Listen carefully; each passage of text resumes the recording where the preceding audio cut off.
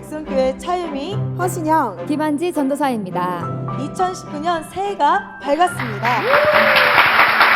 2019년의 백성교회 표어는 진리를 알지니 진리가 너희를 자유롭게 하리라입니다. 네, 여러분 모두가 이 말씀대로 진리 안에 자유를 누리는 능력의 2019년을 맞이하시기를 바랍니다.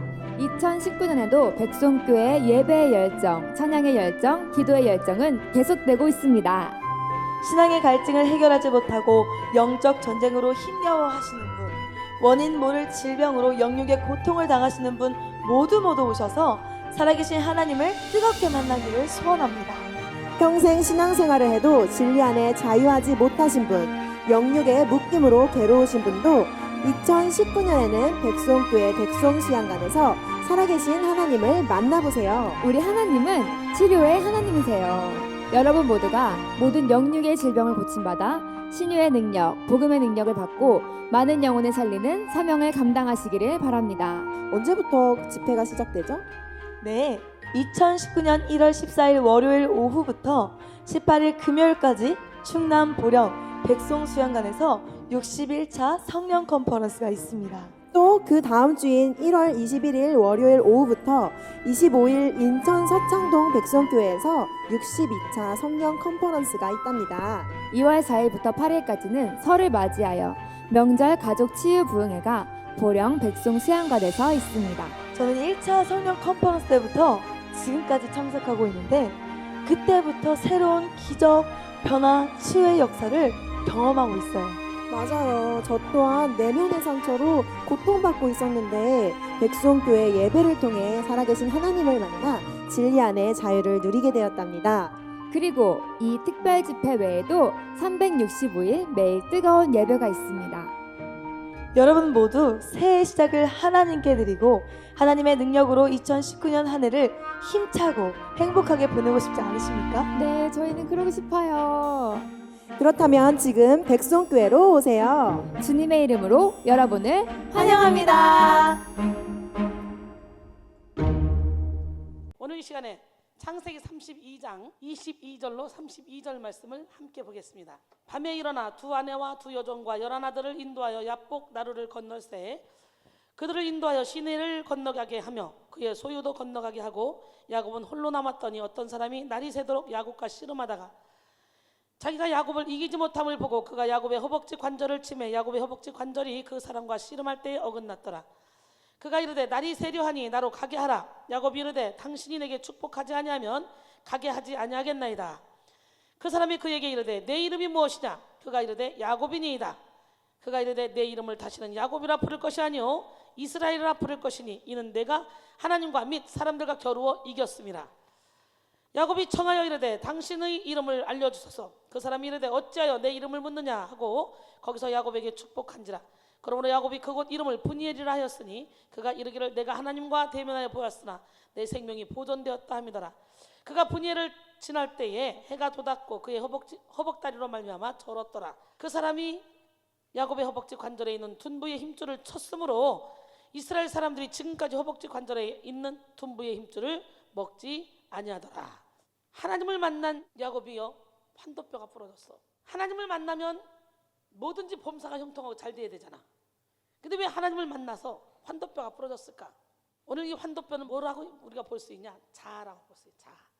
오늘 자아가 꺾여야 돼요. 자아가 뭡니까? 나라는 얘기 나.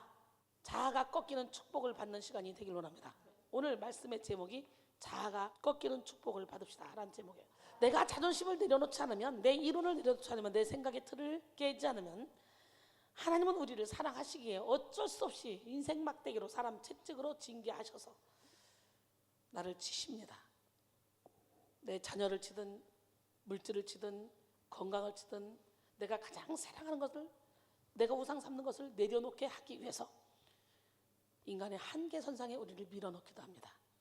그래서 고린도전서 4장 9절에 보니까 사도 바울이 하나님이 사도인 우리를 죽이기로 작정된 자같이 저 끄트머리에 두셨음에 우리가 천사와 사람에게 구경거리가 되었노라 이렇게 말하죠. 오늘 이 시간에 여러분 모두가 말씀을 듣던 중에 여러분의 환도뼈를 다 분질러 버리기를 원합니다. 여러분의 환도뼈는 무엇입니까? 여러분의 자아는 무엇입니까? 하나님을 만나면 하나님은 여러분이 아프든 여러분이 힘들든 관계없이 먼저 환도뼈를 분질러 버려요. 여러분의 자아를 먼저 꺾어버려요. 왜? 하나님 우리를 다시 지어야 되니까. 하나님 쓰기 좋은 그릇으로 만들어야 되니까. 아담과 하와의 범죄 이후에 태어난 우리 인간은 다 죄 중에 태어났고, 죄 중에 태어난 인간에게는 죄의 경향성을 갖고 있어서 예수를 믿는 순간 원죄는 해결됐지만 죄를 지을 수밖에 없는 경향성은 가지고 있어요. 육신의 옷을 입고 있는 한 죽는 그날까지 우리는 자아와 싸워야 돼요. 나 자신과 싸워야 돼요. 내가 죽지 않은 상태에서 능력 주세요, 은혜 주세요 몸부림치고 기도하면 악한 영이 갖다 능력을 주고, 그러니까 영적인 지도자들이 막 교만하고 막 목이 곧고 잘난 척하고 욕심부리고 막 돈 좋아하고 이렇다면 이 사람은요 지금 하나님의 능력이 아니라 사탄의 능력에 사로잡혀 있는 사람이야. 그러나 하나님이 그들이 진리의 사랑을 받지 않기 때문에 일부러 미혹의 역사를 보내서 거짓 것을 믿게 해버렸다는 거예요. 왜? 그들을 심판하려고. 그러니 능력 나타난다 뭐 나타난다 이게 중요한 게 아니라 그 사람의 삶의 행실의 결말을 주의해 봐야 돼. 그리고 열매를 맺는 삶을 살아야 돼. 오랫동안 수도 생활을 하면서도 마음의 위안도 변화도 얻지 못한 한 사람이 주교에게 자기의 상태에 대해서 불만을 토로했습니다. 정말 괴롭습니다. 억지와 독선이 어디서나 나를 따라다닙니다. 내가 언제 자아를 버릴 수 있게 될지 내게 얘기 한번 해주실래요? 그것은 공부로 이루어질까요? 기도로 이루어질까요? 아니면 선을 행함으로 이루어질까요? 주교는 이렇게 대답했습니다. 나는 당신이 당신의 구주를 찾을 때가 바로 당신의 자아를 버릴 수 있게 될 때라고 생각합니다. 내 자아를, 내 생각을, 내 틀을 버리지 않고 말씀을 보면 아무리 말씀을 봐도 내가 말씀을 읽게 되는 거야. 내가 말씀을 읽는 것은 한계가 있어요. 하나님이 나를 읽으실 수 있도록, 하나님의 말씀이 나를 읽으실 수 있도록 말씀 앞에 완전히 복종해야 돼. 내가 말씀을 읽을 때는 내가 껄끄러운 건 다 비켜놓고 눈으로 문자로 딱 읽고 그냥 지나가버려.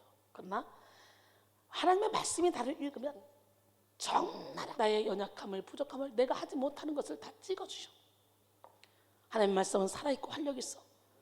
자연할 수 없던 검보다 더 예리하여 우리 혼과 영과 및 관절과 골수를 찔러 쪼개까지 하고 우리의 마음의 생각과 뜻을 판단한다 그랬어요. 말씀이 여러분을 읽을 수 있도록 말씀 앞에 온전히 복종하는 기적의 주인공이 되기를 원합니다. 오스왈드 챔버스는 이렇게 말했습니다. 주님은 우리가 생각하는 자아보다 실은 우리를 더 악하다고 말씀하신다. 그러니까 내가 생각하는 나보다 더 악한 게 나야. 이에 주께서는 아무도 신뢰하지 않으신다라고 말했습니다. 요한복음 2장 25절에 또 사람에 대하여 누구의 증언도 받으실 필요가 없었으니 이는 그가 친히 사람의 속에 있는 것을 아셨습니다. 하지만 동시에 주님은 냉소하는 자세를 취하시지도 않으셨다. 그 이유는 뭐야? 주께서는 자신이 모든 사람들을 위해 어떤 일을 하실 수 있는지 가장 깊은 확신을 갖고 있으시기 때문이다. 할렐루야. 따라서 주님은 상황이나 사람들을 의지하지 않으셨기에 결코 인간들의 도덕적인 상태나 영적인 상태로 인하여 당황해 하신 적이 없다. 우리는 사람 및 상황을 의지하기 때문에 당황하곤 한다라고 말했습니다. 여러분, 오늘 본문에서 야곱은요 야복강 나루터에서 자신의 자아를 꺾고 온전한 하나님의 사람이 되어가는 그런 씨름을 벌였습니다. 오늘 여러분 씨름해야 돼. 생명 걸고 씨름해야 돼. 강 건너편에서 이기적인 자아에 붙잡힌 삶을 살다가 강을 건너 하나님께 붙들린 새 사람으로 변화되어가는 이 과정은 아주 거친 것입니다. 아주 치열하게 싸우지 않고는 강 저쪽에서 이쪽으로 건너가기 쉽지가 않다는 거예요. 요단강도 내가 온전히 죽을 때 건너갈 수 있듯이 야복강도 내 자아를 내려놓지 않으면 갈 수가 없어. 왜? 그 형 에서가 400명의 군사를 거느리고 지금 야곱이 온다는 소식을 듣고 야곱을 잡으러 오고 있기 때문에 생명 걸지 않고는 그 야복강 나루터를 건널 수가 없는 거예요. 강 건너편에서 이기적인 자아에 붙잡힌 삶을 살다가 이제 강을 건너 하나님께 붙들린 그런 삶으로 살기 위해서는요 반드시 변화되어가는 과정을 거쳐야만 합니다. 오늘 그 과정이 본문에 기록되어 있어요.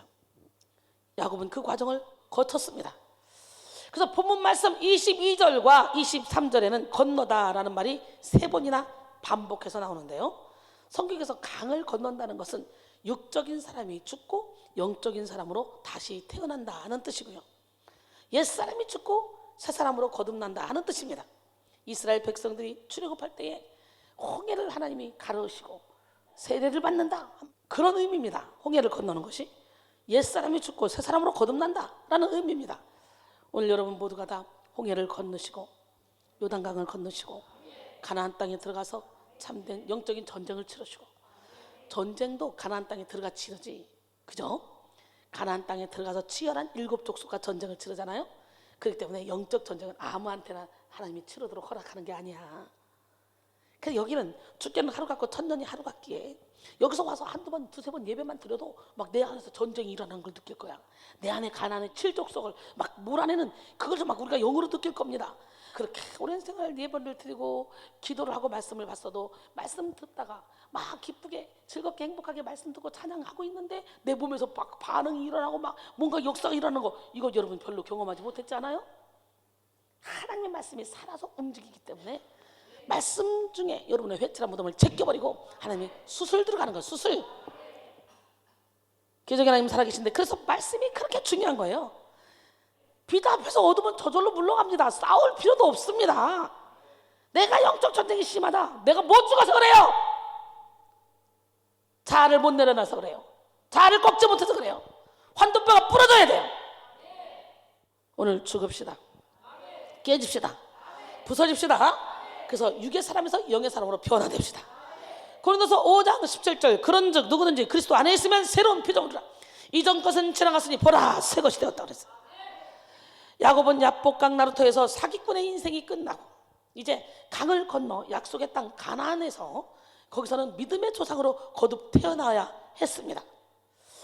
믿음의 조상다운 품성과 영성을 갖추어야만 했습니다.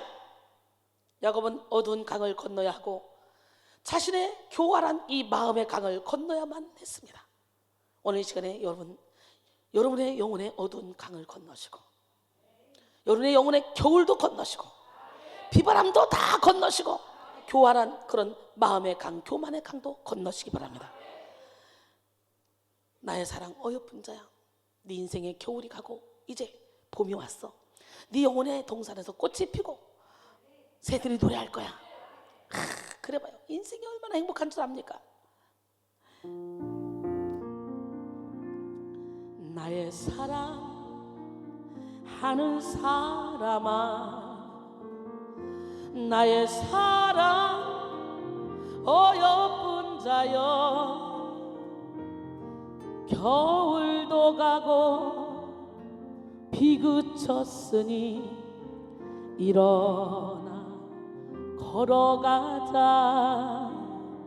동산에는 예쁜 꽃 피고 작은 새들 노래 부르니 나의 사랑 어여쁜 자여, 일어나서 함께 가자. 어디로요? 주님 계시는 아름다운 곳, 루루루루루, 일어나서 함께 가자. 우리 모두 주님 안에서 사랑으로 맺은 형제니, 고난이 오고 시험 닥쳐도 손잡고 함께 가자. 우리 주님 우리를 향해 서로 사랑하라 하셨으니 우리 서로 사랑하며 손을 잡고 함께 가자. 돌아갈 거야 주님 계신 곳 루루루루루 손을 잡고 함께 가자. 주님 계시는 아름다운 곳 루루루루루 일어나서 함께 가자. 우리에게는 돌아갈 고향이 있죠. 돌아갈 거야. 아름다운 곳 루루루루루 손을 잡고 함께 가자. 아멘. 이렇게 야곱은 어두운 강을 건너야 했고 자신의 교활한 그런 거짓된 마음의 강을 건너야만 했습니다. 그런데 아내와 자녀들은요, 야복강을 이미 건너갔고요. 그의 재산과 종들도 야복강을 건넜지만 정작 건너야 될 자기 자신은 강을 건너지 못하고 있습니다. 사실 야복강은 강이라 표현하기에는 아주 작은 간헐천입니다. 큰 비가 올 때만 강을 건널 수 없죠. 그렇지 않으면 건널 수 있는 아주 간헐천이에요. 야곱은 20년 만에 부푼 꿈을 안고 돌아오는 고향이었지만 그 얕은 강을 건너지 못하고 괴로워하고 있습니다. 여러분 어때요? 능히 건널 수 있는 그 얕은 강이 두렵습니까? 지금 건너지 못하고 야곱처럼 고통 가운데 있습니까? 자아를 꺾지 못했기 때문에, 죽지 못했기 때문에. 내가 죽으면 문제는 문제가 아닙니다. 왜? 내 안에 예수님이 나를 통해 일을 하시기 때문에. 인간관계 내 힘으로 막 하려고 하면 더 꼬입니다. 그런데 열심히 기도해서 내가 싹 변화된 모습을 보여주면, 그리고 가서 손을 내밀면 그 사람의 영이 움직이기 시작해요. 왜냐하면 사람은 영적인 동물이기 때문에 인간의 힘으로 막 꼬였던 걸 풀려고 하면 할수록 풀리는 것 같지만 더 묶입니다. 하나님의 지혜를 구해야 돼요. 여러분, 마음 한편으로는 고향과 부모에 대한 그림으로 가득 차서 지금 당장이라도 맨발로 강을 건너가고 싶지만 두려움과 죄책감을 만들어낸 이 과거의 발목이 묶여서 건너가지 못하고 있습니다. 다시 말해 야곱은 자기 자아를 버리지 못해서 힘겨워하고 있는 거예요. 그냥 가서 납작 엎드려서 형 잘못해서 내가 죽을 죄를 져서 형 정말 내가 잘못했어. 그러면 죽이겠어요? 핏줄인데 20년 만에 만나는 건데 혈기내서 확 죽이려고 오다가도 동생을 보는 순간 그 같은 피를 가지고 있는 사람인데 잔인하게 죽이겠냐고요. 형 미안해, 형 잘못해서 형 용서해줘. 무릎을 착 꿇으면 끝날 일인데 자존심이 그걸 허락하지 못합니다. 내 생각이 그걸 허락하지 않습니다. 형이 나를 죽일 것만 같습니다. 자아를 버려야 강을 건널 수 있는데 이렇게 자아를 버리지 못하니까 밤새도록 힘겨운 싸움을 하지 않아도 되는 싸움을 스스로 하는 거예요. 여러분, 십자가의 길, 생명의 길, 영광의 길은 절대로 자아를 가지고는 갈 수가 없어요. 인간은 다 죄 중에 태어나서 생각하는 것마다 다 죄입니다. 자아는 자기를 위한 삶을 살게 합니다. 이기적인 삶을 살게 합니다.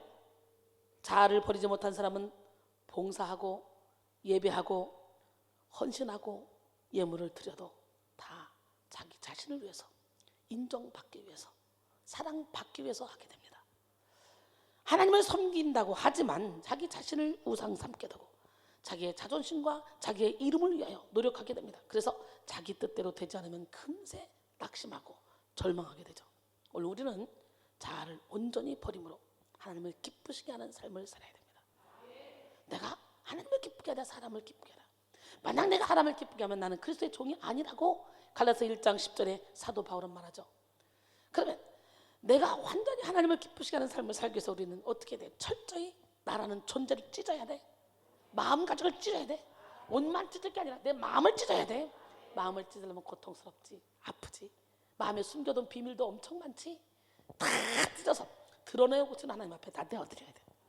에레미야 4장 4절에 보니까 유다인과 예루살렘 주민들아, 너희는 스스로 할 일을 행하여 너희 마음 가죽을 베고 나 여호와께 속하라. 그리하지 아니하면 너희 악행으로 말미암아 나의 분노가 불같이 일어나 사르리 그것을 끌 자가 없으리라 그랬어요. 고린도서 5장 15절에 보니까 그가 모든 사람을 대신하여 죽으심은 살아있는 자들로 하여금 다시는 그들 자신을 위하여 살지 않고 오직 그들을 대신하여 죽었다가 다시 살아나신 이를 위하여 살게 하려 합니다 그랬어요. 심리학자 케이치프 노이드는 사람에게는 6가지 감옥이 있다는 이런 글을 썼습니다. 여러분은 어떤 감옥에 갇혀 있는지, 꼭 창살, 쇠창살 안에 있는 감옥만 감옥이 아니에요. 자유한 삶 가운데서 여러분의 영혼에, 여러분의 마음에서 스스로 감옥을 만들어 놓고 그 안에 틀에서 나오지 못하고 고통 가운데 사는 사람이 너무도 많습니다.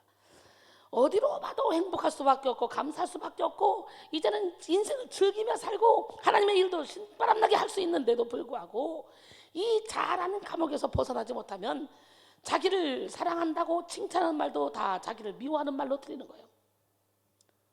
자기를 위하는 말도 다 조롱하는 말로 들리는 거예요. 이쁘다고 해도 내가 뭘 이뻐? 저 사람 나한테 지금 비아냥거리는 거야. 날 비웃는 거야. 이렇게 반대로 하더라고요. 반대로. 불쌍한 거죠. 이 글에 의하면 사람에게는 6가지 감옥이 있는데 첫 번째는 자아도취라는 감옥입니다. 무슨 감옥? 자기의 예쁜 면만을 보고 사는 것을 말합니다. 흔히 공주병이나 왕자병이라고 말하는 감옥이죠. 자존감과 자아도취는 다릅니다. 자존감이란 자신을 존중하고 사랑하는 마음이에요. 그러나 자아도취는 자기 자신에게 마음이 아주 쏠려서 빠져드는 그런 마음입니다. 그래서 자아도취에 빠진 사람들 많습니다.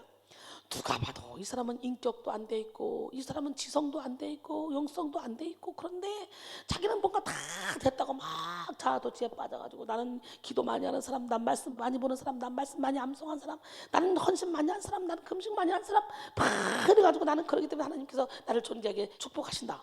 자아도취에 빠져서 그러고 있는 사람들이 의외로 참 많습니다. 눌러봐요. 너는 혹시 자아도취에 빠지지 않았는가? 두 번째 감옥은 비판의 감옥입니다. 입만 벌리면 비판하는 사람. 이거요, 자기 안에 이 어둠이 그 사람을 투영시켜서 지금 자기를 보고 있는 거예요. 자기를. 사랑이 가득한 사람은요 모든 사람을 사랑의 눈으로 바라봅니다. 비판이 가득한 사람은요 모든 사람을 비판의 눈으로 바라봐요. 그래서 입에서 나오는 그 말을 들으면 그 사람의 인격이 어떤지, 그 사람의 삶이 어떤지, 그 사람의 영혼의 상태가 어떤지 금방 알 수 있어요. 오늘 이 시간에 입술의 문을 지킵시다. 시편 141편 3절에 하나님이여 내 입에 파수꾼을 세우시고 내 입술의 문을 지켜주소서. 항상 다른 사람의 단점만을 보고 비판하기를 좋아하는 것을 말하는데요, 누구든지 비판하기 때문에 비판의 감옥에 갇힌 사람 주변에는 친구가 있을 수가 없어요. 그러니까 군중 속에서 외로워. 마태복음 7장 1절로 2절 보니까 비판을 받지 아니하거든 비판하지 말라. 너희가 비판하는 그 비판으로 너희가 비판을 받을 것이요 너희가 헤아리는 그 헤아림으로 너희가 헤아림을 받을 것이라 그랬어요. 세 번째 감옥은 절망이라는 감옥입니다. 무슨 감옥? 마귀 새끼는요 우리 인간에게 절망이라는 그 도구를 줘서 인간을 넘어뜨리는 걸 가장 기뻐합니다. 그래서요 마귀들이 그동안의 인간들을 넘어뜨리는 데 썼던 도구들을 확 다 경매를 붙였대요. 가지고 나와서 판다고.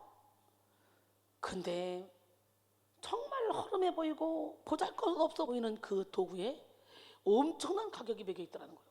그래서 쫄개마귀가 대장마귀한테 묻는 거예요.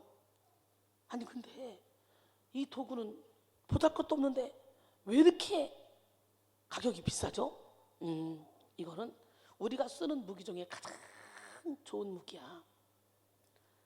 이 무기는 바로 절망, 낙심이라는 무기야. 이 무기로 있잖아 수없이 많은 사람을 무너뜨렸어.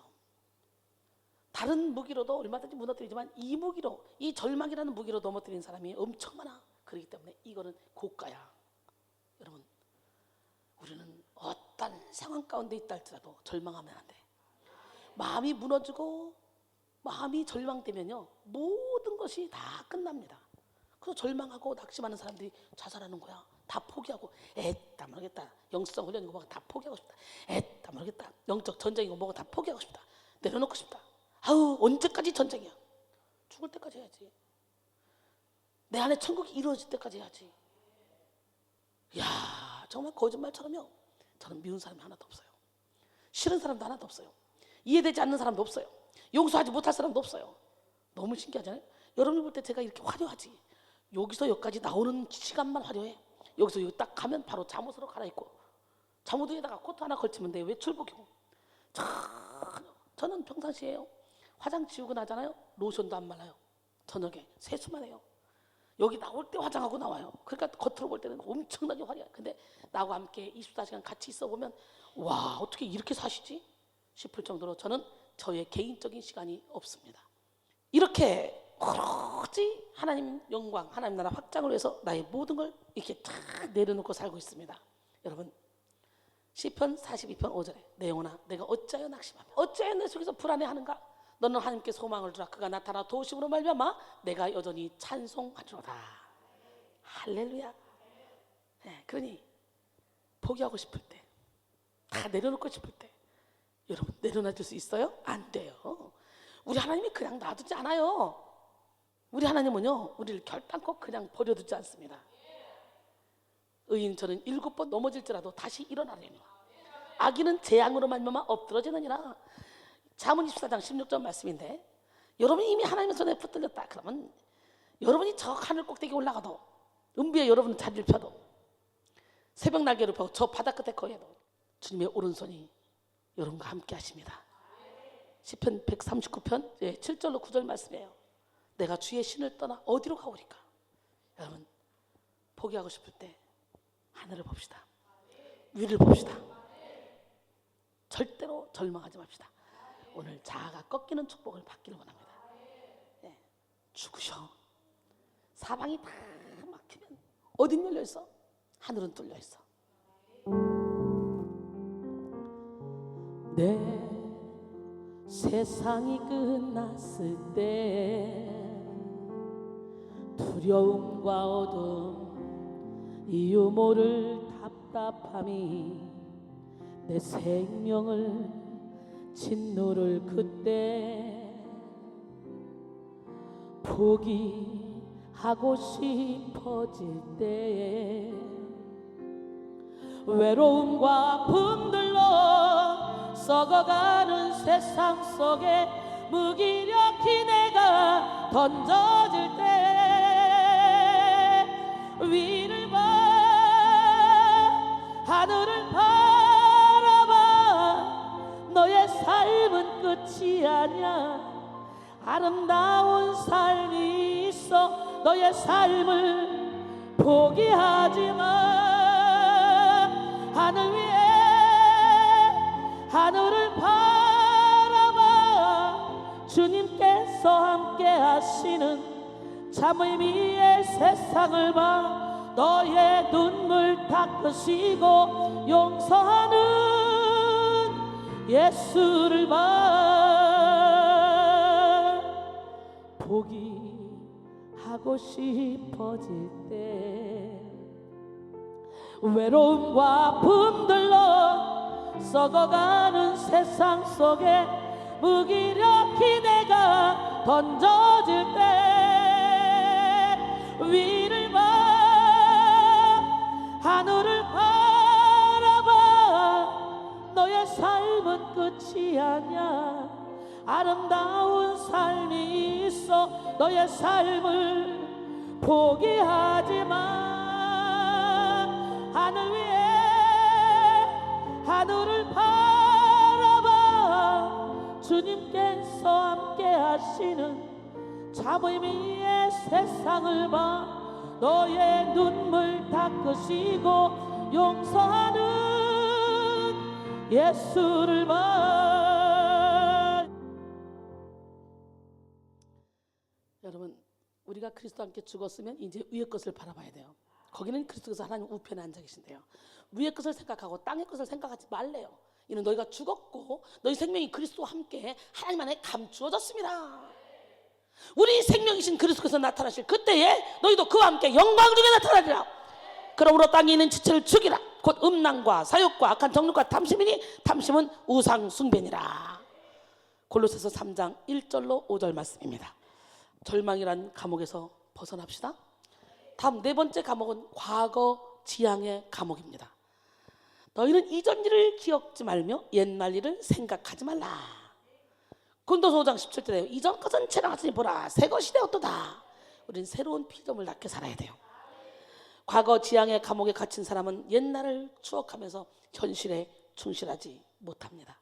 실제로는 옛날보다 오늘이 훨씬 더 좋은 사람도 옛날 생각에 사로잡혀 오늘의 귀중한 시간을 낭비합니다.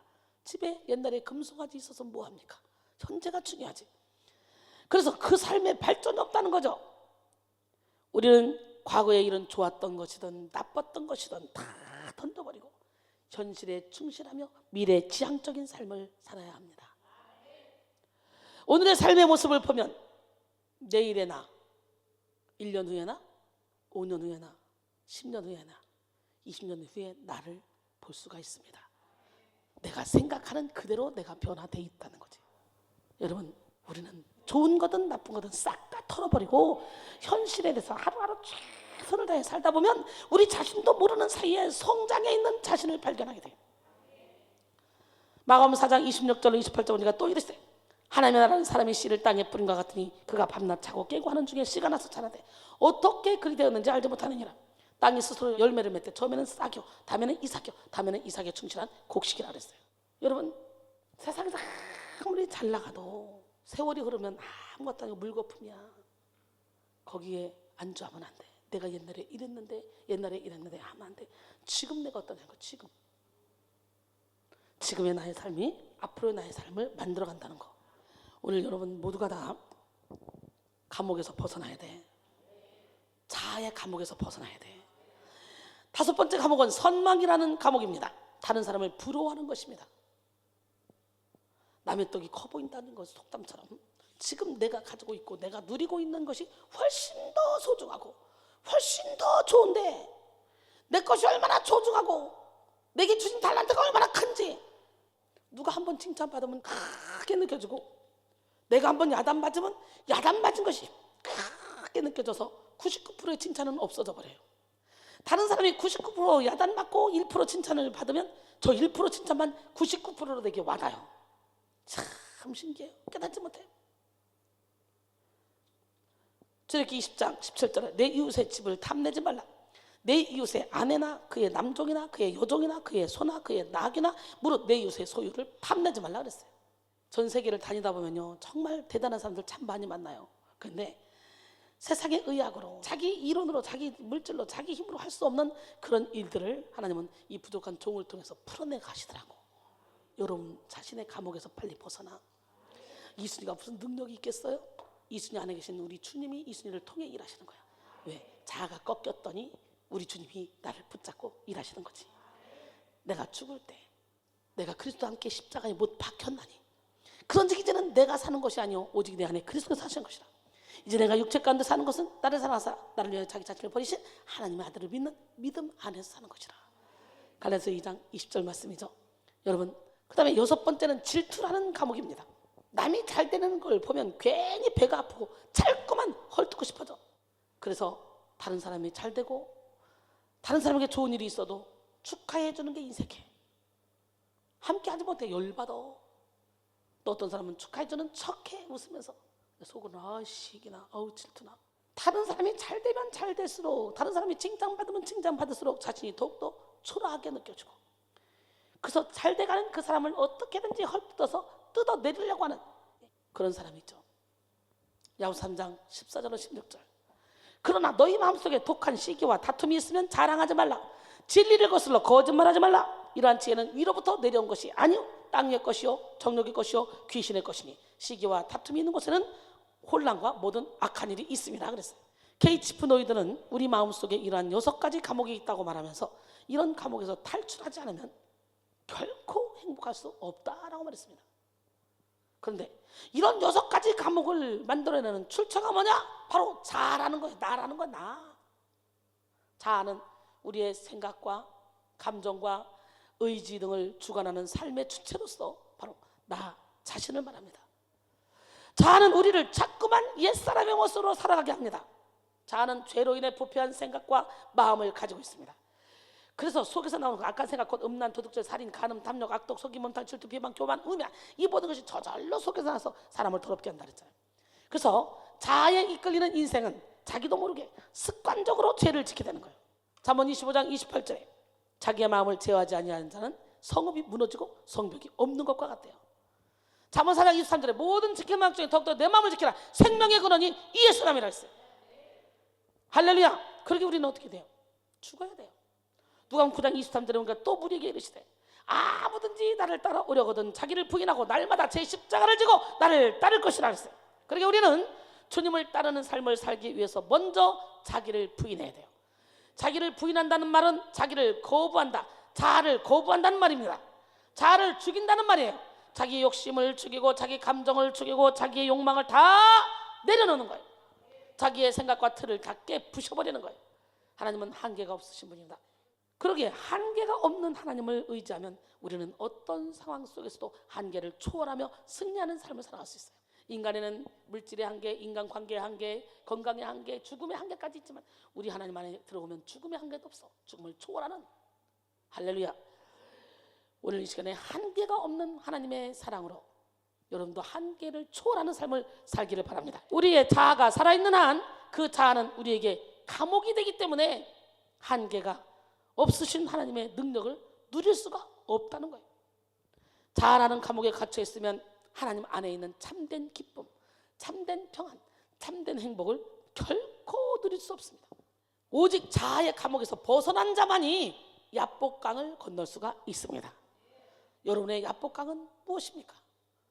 건너기 힘든 강도 아닌데 스스로 자아라는 감옥에 갇혀도 못 건너고 여기서 걱정할 일도 아닌데 염려할 일도 아닌데 두려워할 일도 아닌데 자아라는 감옥에 갇혀서 두렵고 걱정하고 염려하고 계시진 않습니까? 우리 인생 가운데 만나는 문제의 강을 건널 수 없는 것은 물이 범람해서가 아닙니다. 실제하는 강보다 자신을 괴롭히는 마음의 강이 훨씬 더 커서 못 건너는 거예요. 강을 건너 새 인생을 살고 싶지만 자아에 묶여서 건너지 못하고 주저하는 것입니다. 자아는 상처를 양식처럼 먹습니다. 쓰레기를 그냥 청소기처럼 확확 빨아들입니다. 그래서 자기하고 관계없는 얘기를 할지라도 저거 나 때리는 거야, 나한테 하는 거야, 저거 나한테 하는 거야, 나한테 나를 아우 자존심 상해, 아우 기분 나빠, 아우 이렇게 만드는 거예요. 자신만의 성을 만들어서 아무도 들어오지 못하게 딱 막아놓고 인간관계를 하니, 사람이 영적인 동물인데 마음을 열지 않고 인간관계를 하면 상대방은 모를까? 다 알아요. 그러니 군중 속에서 다 홀로 고독하게 사는 거예요. 이 엄청난 군중 속에 있으면서도 자아를 죽이지 않으면 상처의 성은 더욱더 견고해져서 아무도 건드리지 못할 요새가 됩니다. 혼자 고립되고 고통스러워합니다. 우리의 영적 전쟁은 사실 자아와의 싸움이에요. 무슨 싸움? 자신만의 성을 계속해서 확장하고 견고하게 세우려는 그 자아와 진리 안에서 자유하도록 이끄시는 성령과의 싸움입니다. 오늘 야곱도 자아를 내려놓지 못해서 강을 건너지 못하고 밤새 괴로워하고 있습니다. 그는 강 건너편에 400여 명의 군사를 이끌고 20년 전 장자권을 빼앗긴 원한을 풀기 위해서 진을 치고 있는 이 형님 에서가 너무너무너무 두려웠습니다. 자신의 아내와 자식과 종들은 이미 강을 건너 새로운 세계에 서 있습니다. 그러나 정작 강을 건너서 기쁨의 자리요, 화해의 자리요, 약속의 땅의 주인공으로 서 있어야 될 그런 야곱은 나루토에서 과거에 발목 잡히고 옛날 일에 저당 잡혀서 지금 안절부절 못하고 있습니다. 어찌할 바 몰라서 안절부절하고 있어요. JP 네로는 한 사람이 1000명을 이길 수도 있다. 그러나 자기를 이기는 자는 가장 위대한 승리자다 그랬어요. 1000명, 10,000명 이기는 것보다 자기를 이기는 게 가장 큰 위대한 승리자라는 거예요. 알랭은 자기 자신을 발견하라. 자기 자신을 누구보다도 잘 알고 있으면서 실제로는 잘 파악하지 못하고 있다. 자신을 잘 파악한 사람이 진정한 자신을 발견한 사람이다 그랬어요. 여러분은 진짜 아십니까? 여러분 자신을? 영성 훈련은 나를 찾아가는 거야. 가면을 하도 많이 쓰고 가시 옷을 하도 많이 입고 어렸을 때부터 상처를 너무 많이 받고 가족으로부터 상처를 너무 많이 친구로부터 상처를 너무 많이 받다 보니까 그때마다 또 다른 나를 만들어내는 거예요. 이 사람은 이렇게 돼야 돼. 저 사람은 저렇게 돼야 돼. 저 사람은 저렇게 돼야 돼. 그래서 자꾸 가면을 쓰다 보니까 나중에는 이게 굳어져서 내가 누군지를 모르고 사는 거예요. 옷을 막 여기다 막 이렇게 두껍게 입어봐. 꼬집어도 안 꼬집혀. 때려도 안 아파. 감각이 없어지는 거, 무뎌지는 거예요. 그런 것처럼 여러분 지금 이 세상에 험한 세상을 살아오면서 수도 없이 많은 좌절감을 당하고 배신을 당하고 상처를 받고 이것들이 다 가시게 옷이 돼서 나에게 입혀졌기 때문에 민감하게 하나님의 음성을 들을 수도 없고 하나님의 터치를 느낄 수도 없는 거예요. 그래서 영적 훈련은 나를 벗어가는 거예요. 자아를 벗어가면서 진짜 나를 찾아가는 거예요. 내 안에 만들어낸 개체인 나 수도 없이 많습니다. 그 나 말고 진짜 하나님이 창조하신 나, 할렐루야, 그 나를 찾아가는 거예요. 사도 바울 보세요. 바울은요 말씀을 깨달은 후에 자신을 발견했어요. 자신이 어떤 사람인가를. 로마서 7장 9절에 보니까 만일 내가 원하지 아니하는 그것을 하면 이것을 행하는 자는 내가 아니요 내 속에 거하는 죄인이라. 로마서 7장 9절에 뭐예요? 전에 율법을 깨닫지 못했을 때는 내가 살았더니 계명의 이름에 죄는 사랑으로 나는 죽었다. 이렇게 로마서 7장 9절에서 말씀을 깨달은 순간 계명의 이름에 죄가 살아나고 난 죽었다는데 이 죄가 뭐예요? 요한일서 3장 8절에 보니까 죄를 짓는 자는 마귀에게 속하나니 죄를 타고 마귀가 들어와. 그래서 우리의 무의식 속에 깊은 색이 뿌리내리고 우리의 인생을 좌지우지 우리를 조종하는데요. 바울이 말씀을 깨닫기 전에는 자기가 살아서 버떡거렸어. 말씀의 빛이 딱 들어오니까 계명에 이르러니까 죄는 살아나고 내가 죽는 거야. 오늘 말씀의 빛이 들어갈 때 여러분 안에 죄가 살아나야 돼. 회칠한 무덤이 제껴지고 그 안에 죽은 사람의 뼈와 모든 더러운 것이 지금 올라오고 있는 거예요. 나가려고. 그러니까 좋은 거야 안 좋은 거야? 여기서 이렇게 영적 전쟁을 치르다 집에 가봐. 힘들어요. 쓰레기가 아직 다 정리된 상태가 아니기 때문에 계속 쓰레기를 치워야 돼요. 고통스럽습니다. 그러나 그 죄와 싸우기를 피 흘리기까지 싸워야 돼요. 회칠한 무덤 덮어놓고 그냥 내 이론으로 내 의지를 뺏기지 않고 내 생각 수준에서 내 마음 수준에서 거기서만 신앙생활을 왔다 갔다 하니까 아무리 내가 주님의 말씀대로 살겠다고 결단해도 3박 4일 지나면 옛날에 나로 다시 돌아가. 말짱 도루묵.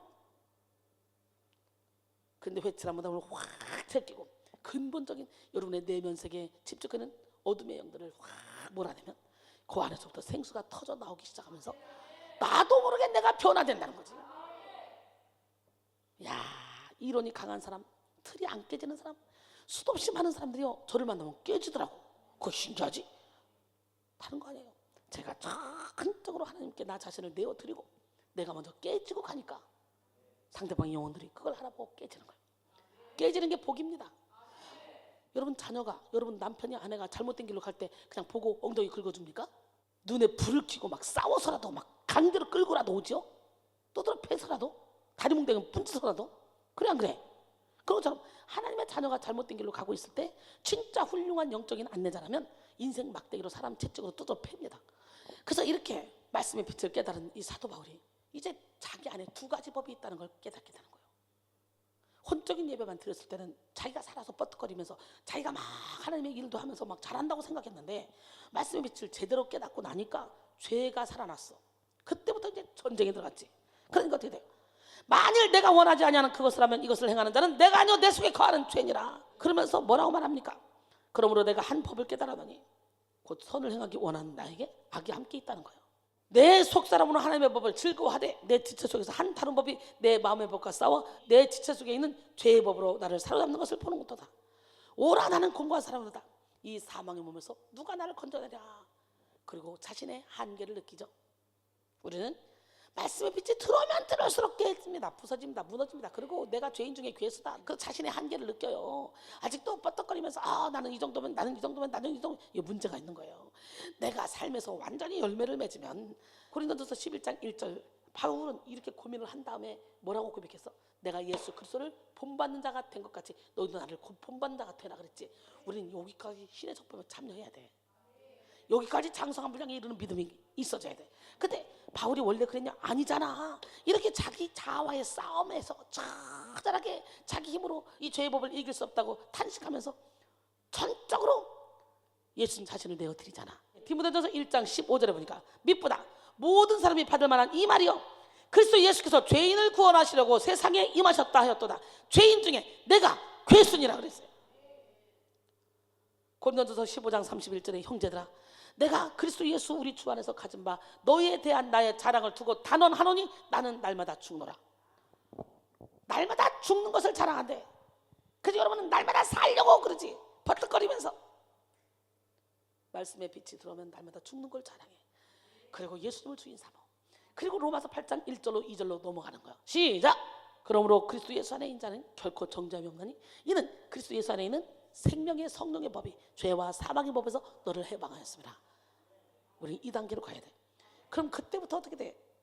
바울은 이제 계속적으로 우리 예수 그리스도의 사랑이 나를 강권하기 때문에 나는 아무것도 두렵지 않다는 거예요. 할렐루야. 여러분 지금까지 야곱의 삶은 자기 자아에 이끌린 삶이었어. 사도 바울도 말씀의 빛을 완전히 깨닫기 전까지는 자기 자아에 이끌린 삶이었어요. 그러니까 내가 살았었다잖아. 전에는 내가. 오늘 여러분도 여러분이 살아서 지금까지 뻗떡거렸지. 바로 오늘 말씀을 제대로 깨달음으로 여러분이 죽어야 돼요. 그리고 여러분 안에는 죄가 살아나야 되는데 어떻게 살아나? 여러분 안에 생각을 통해 죄를 통해 환경을 통해 사단이가 씩 들어와서 무의식에 쫙 자리 잡고 여러분 인생을 지금까지 막 리모컨처럼 조종했어. 여러분인 것처럼. 그러나 말씀의 빛이 확 들어오고 예수님이 주인으로 들어가니까 도둑놈이 나가야 돼 안 나가야 돼? 못 있는 거야 여기서. 그 나가려고 벌떡 일어나다 보니까 몸에서 꿈틀꿈틀거리는 이런 현상들이 일어나는 거예요. 어둠이 나가는 과정 속에. 여러분 야곱은 자기가 얻고 싶은 것을 얻기 위해 수단과 방법을 가리지 않았습니다. 사실 야곱이 외삼촌 집으로 도망가 살아야 했던 것도 에서가 자신을 죽이지 않을까 두려워하는 것도 다 야곱의 자아가 만들어낸 일이었습니다. 이전에 야곱은요 배가 고파 돌아오는 형님 에서에게 팥죽 한 그릇을 내다 보이며 형님 장자권을 주면 내가 이 팥죽 한 그릇 줄게 하면서 에서의 이 어리석음을 이용해서 얄팍한 흥정을 했습니다. 팥죽 한 그릇과 장자권이 어떻게 거래가 이루어질 수 있는 것입니까? 그런데 이 에서의 어리석음, 장자권을 소홀히 여기는 에서는 야곱의 잔꾀에 넘어가서 도저히 성립될 수 없는 이 거래가 이루어졌어요. 장자권을 소홀히 여긴 에서가 배고픔에 눈이 멀어. 마치 그 팥죽 한 그릇 안 먹으면 죽을 것 같은 거예요. 내가 죽겠는데 그 장자권이 무슨 상관이냐. 난 줘라 빨리 그 붉은 것 좀 줘라. 하루 종일 사냥하러 다니다가 배고파 지치고 돌아와서 눈에 뵈는 게 없는 거예요. 우리 인간도요. 육신의 정욕을 쫓아가는 사람은 그냥 등 따시고 배부르면 끝나. 다른 거 필요 없어. 배만 채우기에 바빠. 육적인 사람은. 지금 에서가 그러고 있어요. 배고픔에 눈이 멀어 팥죽 한 그릇과 장자권을 바꿔버렸어요. 장자권과 팥죽 한 그릇은 도저히 비교의 가치가 될 수 없는 건데 하나님의 약속을 소홀히 여기는 인간의 어리석음이 바로 에서를 통해 이렇게 보여지고 있습니다. 창세기 25장 29절로 34절 야곱이 죽을 수 없더니 에서가 들에서 돌아와서 심히 피곤하며 야곱에게 이르되 내가 피곤하니 그 붉은 것을 내게 먹게 하라 한지라. 그러므로 에서의 별명은 에돔이었더라. 지금 야곱은 이스라엘이잖아요. 이스라엘과 에돔 족속이 계속 싸우기 시작한 게 지금까지 싸우잖아. 이 사건으로 인해서 야곱이 이르되 형의 장자의 명분을 오늘 내게 팔라. 에서가 이르되 내가 죽게 되었으니 아니 세상에 하루 밥 굶는다고 죽어? 한 끼 굶는다고 죽어? 아침 먹고 갔을 거 아니야. 사냥으로 갔으면. 내가 죽게 되었으니 이 장자의 명분이 내게 무엇이 유익하리요? 야곱이 이르되 오늘 내게 맹세하라. 에서가 맹세하고 장자의 명분을 야곱에게 판지라. 야곱이 떡과 거기다가 팥죽에다가 떡도 얹어줍니다. 떡과 팥죽을 에서에게 주며 에서가 먹으며 마시고 갔으니 에서가 장자의 명분을 가볍게 여깁니다. 여러분 화장실 갈 때 다르고 올 때 다르다고 막 배고플 때는 나 막 장자 명분 필요 없어 빨리 줘 했지만 먹고 나서라도 정신 차려야 될 거 아니야. 야 너 아무리 그래도 어떻게 장자의 명분을 팥죽 한 그릇 팔겠냐. 야 난 못 판다. 야 근데 에서는 가볍게 여기고 그냥 가볍게 여기고 간 거예요. 어리석은 인간은 소중한 것이 무엇인지 모릅니다. 로마서 1장 21절로 23절 하나님을 알되 하나님을 영화롭게도 하지 않으며 감사하지도 아니하고 오히려 그 생각이 허망하여지며 미련한 마음이 어두워졌나니 스스로 지혜 있다 하나 어리석게 되어 썩어지지 아니하는 하나님의 영광을 썩어질 새와 사람과 짐승과 기어다니는 동물 모양의 우상으로 바꾸었느니라 그랬어요. 야곱은 어리석은 에서에게 장자권을 빼앗았지만 거기서 만족하지 않았습니다. 장자의 축복마저 자신의 것으로 만들고 싶었습니다. 야곱을 더 사랑한 이 어머니 리브가가 야곱을 꼬시는 거예요. 야, 형이 너 장자권 뺏었다고 너 죽이려고 그러니까 빨리 도망가, 빨리 도망가. 그리고 너 있잖아, 아버지가 형한테 축복을 해준대. 너 빨리 염소 잡아와. 형이 지금 사냥하러 갔던 그 사이에 내가 아버지한테 음식을 만들어서 널 축복받게 해줄게. 엄마 안 돼, 큰일 나. 걸리면 난 죽어. 축복은커녕. 아니야, 내가 책임질게. 내가 걱정하지 마. 난 털도 없는데 염소 털로 내가 붙여줄게. 아이고 참나, 엄마도 사기꾼이야. 그래서 에서의 목소리를 내면서 너 누구냐? 만져보니까 털이 북슬북슬해. 야, 몸은 에서인데 너 말하는 건 야곱 같아. 너 에서 안 같다. 의심스러운 게 물어봤을 거 아니야. 너 누구냐고. 나는 아버지 아들 맏아들이 에서입니다. 장자의 축복을 받아내고 맙니다. 결국 야곱은 장자권을 빼앗기고 축복권을 강탈당한 그 형 에서가 너무너무 두려웠어. 그래서 엄마의 권위대로 외삼촌 라반의 집으로 도주합니다. 팟단 아람에서 야곱은 외삼촌의 둘째 딸 라헬을 사랑하여 결혼하게 되죠. 당시 풍습에 따라 밤에 결혼식이 올려졌습니다. 야곱은 멋모르는 신혼의 첫날을 보내고 다음날 일찍 일어나 눈을 딱 떠보니까 못생기고 안질이 있고 부족한 레아가 여보, 결혼 사기극, 최초 결혼 사기극이야. 아니 도대체 이게 뭐야? 800개를 메고 누워있는 여인은 내가 그렇게 사랑해서 7년 동안 삼촌에게 봉사했던 라헬이 아니야. 그러나 첫날 밤을 치렀으니 물를 수도 없어. 여러분, 기는 사람 위에 걷는 사람이 있고, 걷는 사람 위에 뛰는 사람이 있고, 뛰는 사람 위에 나는 사람이 있고, 나는 사람 위에 붙어있는 사람이 있어. 저와 함께 붙으면 미국에 캐나다 막 하잖아. 가서 막 사역도 멋지게 하고 막 여행도 멋지게 하고 막 그러고 오잖아. 야곱보다 한 수 더 뜬 게 아니라 10수 더 뜬 라반이 야곱에게 사기를 치기 시작합니다. 그러면요, 내가 사기치고 도주하면 나보다 더 심한 사람 만난다는 걸 알아야 돼. 여러분, 외삼촌 라반은 야곱보다 더한 사기꾼이었습니다. 야곱은 아버지와 형을 속였지만, 이런 풋내기 사기꾼이었지만 라반은 아주 고단수 사기꾼이었어요. 몰인정한 사기꾼이었어요. 고향과 부모를 떠나 열심히 살아가려는 조카를 도와주기는커녕 자기 딸을 이용해서 결혼 사기극을 벌였습니다. 사기극. 야곱은 라헬을 얻기 위해 다시 7년을 더 일했어요. 그래서 14년을 수고했습니다. 그러나 외삼촌 라반의 속임수는 여기서 그치지 않았습니다. 야곱과 약속한 품삯을 10번이나, 몇 번? 10번이나 변경하고 야곱을 속이고 하나님을 속였습니다. 심지어 임금 채물까지 서슴지 않았습니다. 그러나 야곱은 칠 수가 없었습니다. 하나님의 지혜를 얻어서 외삼촌과 거래를 합니다. 결국은 야곱이 이겨요. 하나님의 지혜 때문에. 이야, 창세기 31장 6절로 14절. 그대들도 알거니와 내가 힘을 다하여 그대의 아버지를 섬겼거늘 그대들의 아버지가 나를 속여서 품삯을 10번이나 변경하였느니라. 그러나 하나님이 그를 막아서 나를 해하지 못하게 하셨으며 그가 이르기를 점 있는 것이 내 싹시 되리라 하면 온 양떼가 낳은 것이 점 있는 것이요 또 얼룩무늬 있는 것이 내 싹시 되리라 하면 온 양떼가 다 얼룩무늬가 있는 것이니 하나님이 이같이 그대들의 아버지 가축을 빼앗아 내게 주셨느니라. 그 양떼가 새끼 뵐 때 내가 꿈에 눈을 들어보니 양떼를 탄 순양은 다 얼룩무늬 있는 것과 점 있는 것과 아롱진 것이었더라. 꿈에 하나님의 사자가 내게 말씀하시기를 야곱아 하기로 내가 대답하기를 내가 여기 있나이다 하며 이르시되 내 눈을 들어보라. 양떼를 탄 양은 다 얼룩무늬 있는 것, 점 있는 것, 아롱진 것이니라. 라반이 내게 행한 모든 것을 내가 보았느니라. 나는 베델의 하나님이라. 내가 거기서 기둥에 기름을 붓고 거기서 내게 서원하였으니 지금 일어나 이곳을 떠나서 내 출생지로 돌아가라 하셨느니라. 자기 부인들에게 말하고 있어요. 비록 야곱이 부모와 형을 속였던 야비한 사람이었지만 그는 하나님께 선택받은 축복의 사람이었습니다. 할렐루야. 예, 더 이상 바단 아람에서 머물 수가 없었습니다. 반드시 약속의 땅 가나안으로 가야만 했습니다.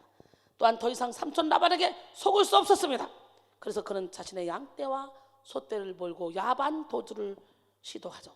오늘 우리가 읽은 성경 본문은 이 일이 일어난 바로 직후에 벌어진 사건입니다. 근데 야복강을 앞에 두고 강 뒤편에는 라반이 있고 그에게 돌아간다면 이제 다시 또 종살이를 해야 돼요. 또 강 건너편에는 20년 전 원한을 갚겠다는 그런 형님 애서가 있어. 그냥 건너가면 맞아 죽을 지경이에요. 돌아가면 다시 노예가 될 지경이에요. 옛날처럼 아버지와 형님을 다시 속일 수가 없었습니다. 바로 이런 위기에서 숨겨져 있던 하나님의 역사가 펼쳐지기 시작합니다. 할렐루야. 이럴 수도 저럴 수도 없을 때 그때 숨겨져 있던 하나님의 역사가 펼쳐집니다. 오늘 그런 역사가 여러분에게 일어나기 원해요.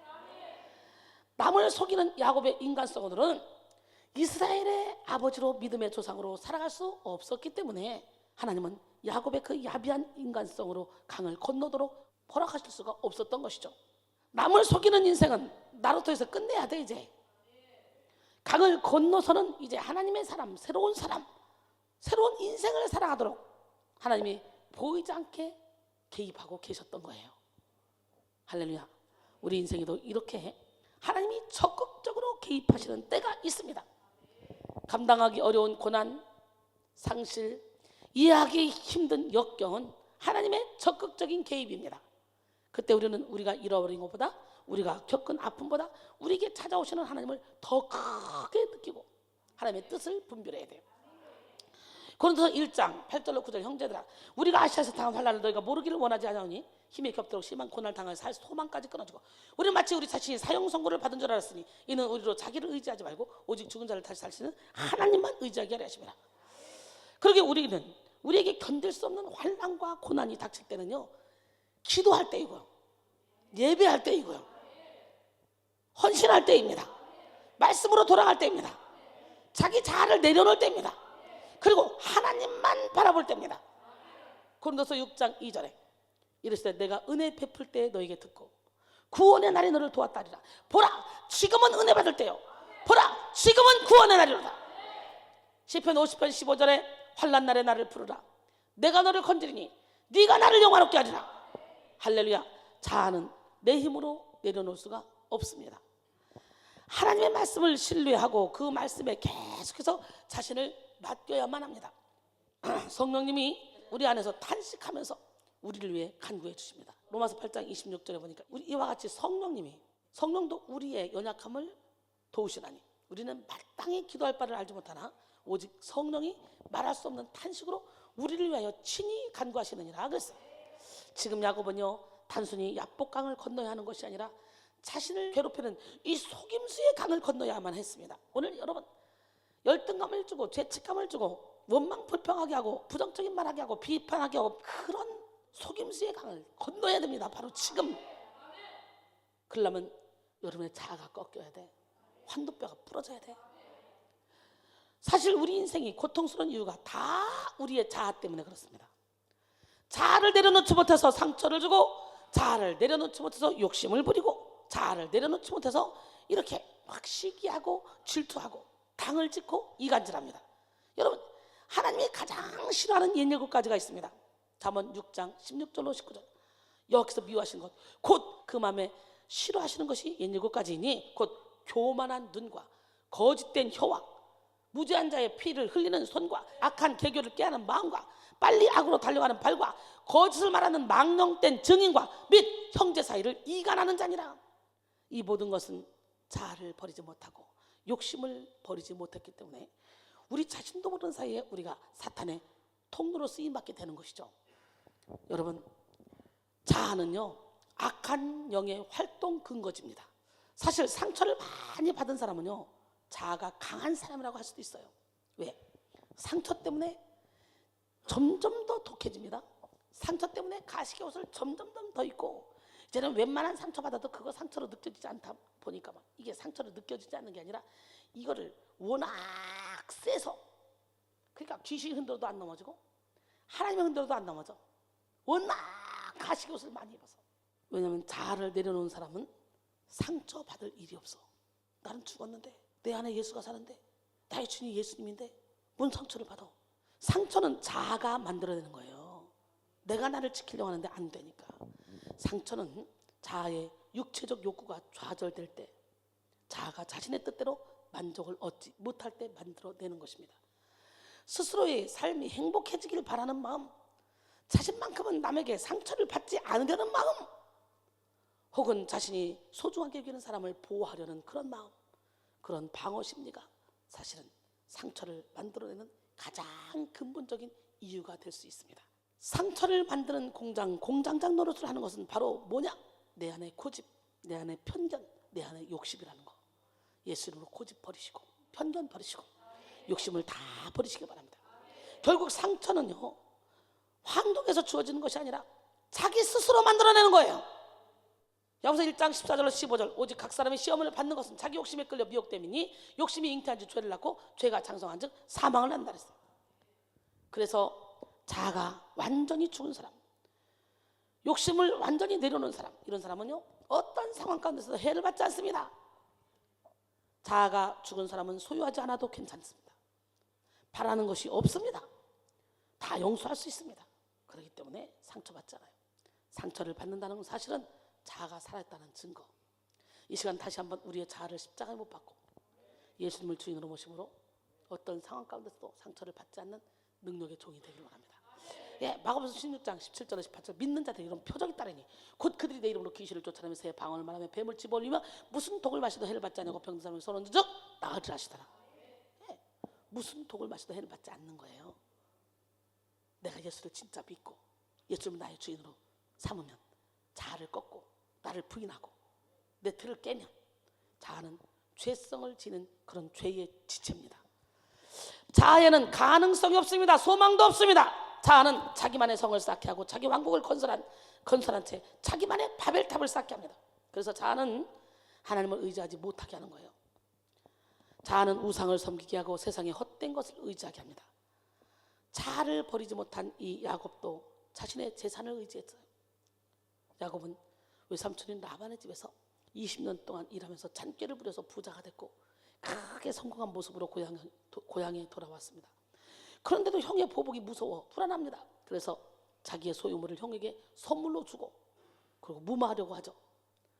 32장 12절에 선물 목록을 보면 암염소 200마리, 숫염소 20마리, 암양 200마리, 숫양 20마리, 전나는 낙타 30마리, 그리고 새끼들 암소 40마리, 황소 10마리, 암나귀 20마리와 그 새끼들입니다.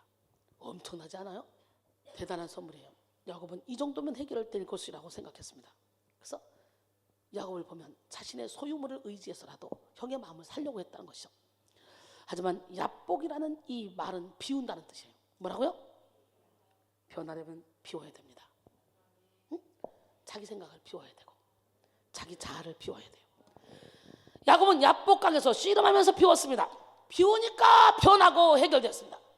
누구나 변하기 위해서는 야복강의 체험이 있어야 됩니다. 오늘 본문 24절에 야곱은 홀로 남았더니 어떤 사람이 날이 새도록 야곱과 씨름하다가, 야곱은 두 아내와 11 아들 그리고 두 여종을 야복강을 건너게 한 후에 홀로 남아 밤새도록 하나님과 씨름했습니다. 이렇게 사람이 변하기 위해서는요 홀로 남아 씨름해야 돼요. 의지할 것이 없어야 돼요. 훈련을 받는데 너는 왜 이렇게 자존심이 세냐, 너 죽어야 돼. 그랬더니 옆에 친구가 와서 아이고 어떻게 사람한테 저렇게 말할 수 있니? 사람이 인격이 있지. 아이고 그럼 당연히 자존심이 있는 거지. 아이고 그거 버리지 마야. 내 편이네. 나를 얘가 진짜 사랑하네. 둘이 뽕짝 탁탁 맞춥니다. 둘 다 죽는 거예요. 그래서 철저히 홀로 있게 한다는 거지, 하나님 훈련시킬 때는. 시편 107편 10절로 14절, 사람이 흑암과 사망의 그늘에 앉으며 곤고와 쇠사슬의 매임은 하나님의 말씀을 거역하며 지존자의 뜻을 멸시합니다. 그러므로 그가 고통을 주어 그들의 마음을 겸손하게 하셨으니 그들이 엎드러져도 돕는 자가 없었도다. 하나님 훈련시킬 때는 엎드러져도 돕는 자 없게 손발 다 묶어버려. 야, 내가 너를 어떻게 도왔는데 네가 나를 안 도울 수 있냐? 아니, 하나님이 안 돕게 다 막아버렸대. 그러니까 누구 원망할 필요가 없어. 할렐루야. 이에 그들이 그 환난 중에 여호와께 부르짖음에 그들의 고통에서 구원하시되 흑암과 사망의 그늘에서 인도하여 내시고 그들의 얼거면줄을 끊으셨도다. 인간의 한계선상에서 누군가 의지할 수 없을 때 몸부림에 기도를 하게 되고 그때 하나님이 우리의 모든 문제를 해결해 준다는 거지. 하나님은 야곱의 자아를 꺾기 위해서 야곱과 씨름을 벌였습니다. 그러나 야곱의 힘이 만만치가 않았습니다. 야곱의 자아는 너무너무 세서 도무지 포기하지 않습니다. 창세기 32장 25절 26절 오늘 보면 자기가 야곱을 이기지 못함을 보고 그가 야곱의 허벅지 관절을 치매 야곱의 허벅지 관절이 그 사람과 씨름할 때 어긋났더라. 그가 이르되 날이 세려하니 나로 가게 하라. 야곱이 이르되 내게 축복하지 않냐면 가게 하지 않겠나이다. 아니 지금 환도뼈가 부러졌잖아. 씨름하다가 아파 죽겠는데 야 너 왜 환도뼈를 분지냐? 그리고 막 싸워야 될 건데 아니야. 끝까지 환도뼈 부러져서 기어다니면서 아픈데도 붙잡고 나를 좀 가게 해. 좀 놔둬봐. 안 돼. 나를 축복하지 않으면 절대로 가게 하지 않을 거야. 뭐 이러고 있어요. 대단하죠. 야곱은 자신의 힘을 의지하고 하나님께 도전했습니다. 결국 하나님이 야곱의 환도뼈를 치심으로 대결은 끝났는데요. 환도뼈는 한마디로 생명과 직결되는 거예요. 야곱이 하나님께 축복을 강하게 요구하면서 복을 주시지 않으면 못 간다고 이렇게 붙잡습니다. 하나님을 이기려고 합니다. 그러자 하나님은 야곱의 힘의 근원인 환도뼈를 분질렀죠. 분질렀어요. 환도뼈가 부러진 다음에 문제가 해결되는 거예요. 우리 환도뼈가 분질러져야 돼. 이게 뭐예요? 자아가 꺾이는 축복이야. 환도뼈가 분질러졌는데도 나는 안 놔주겠다. 복을 줘라. 그러고 끝까지 붙잡지. 대단하죠? 하나님의 은총과 복을 받았어. 바로 자신의 육신적인 힘을 의지하지 말라는 메시지입니다. 이렇게 하나님은 야곱의 환도뼈를 꺾음으로 야곱의 자아를 온전히 내려놓게 하셨습니다.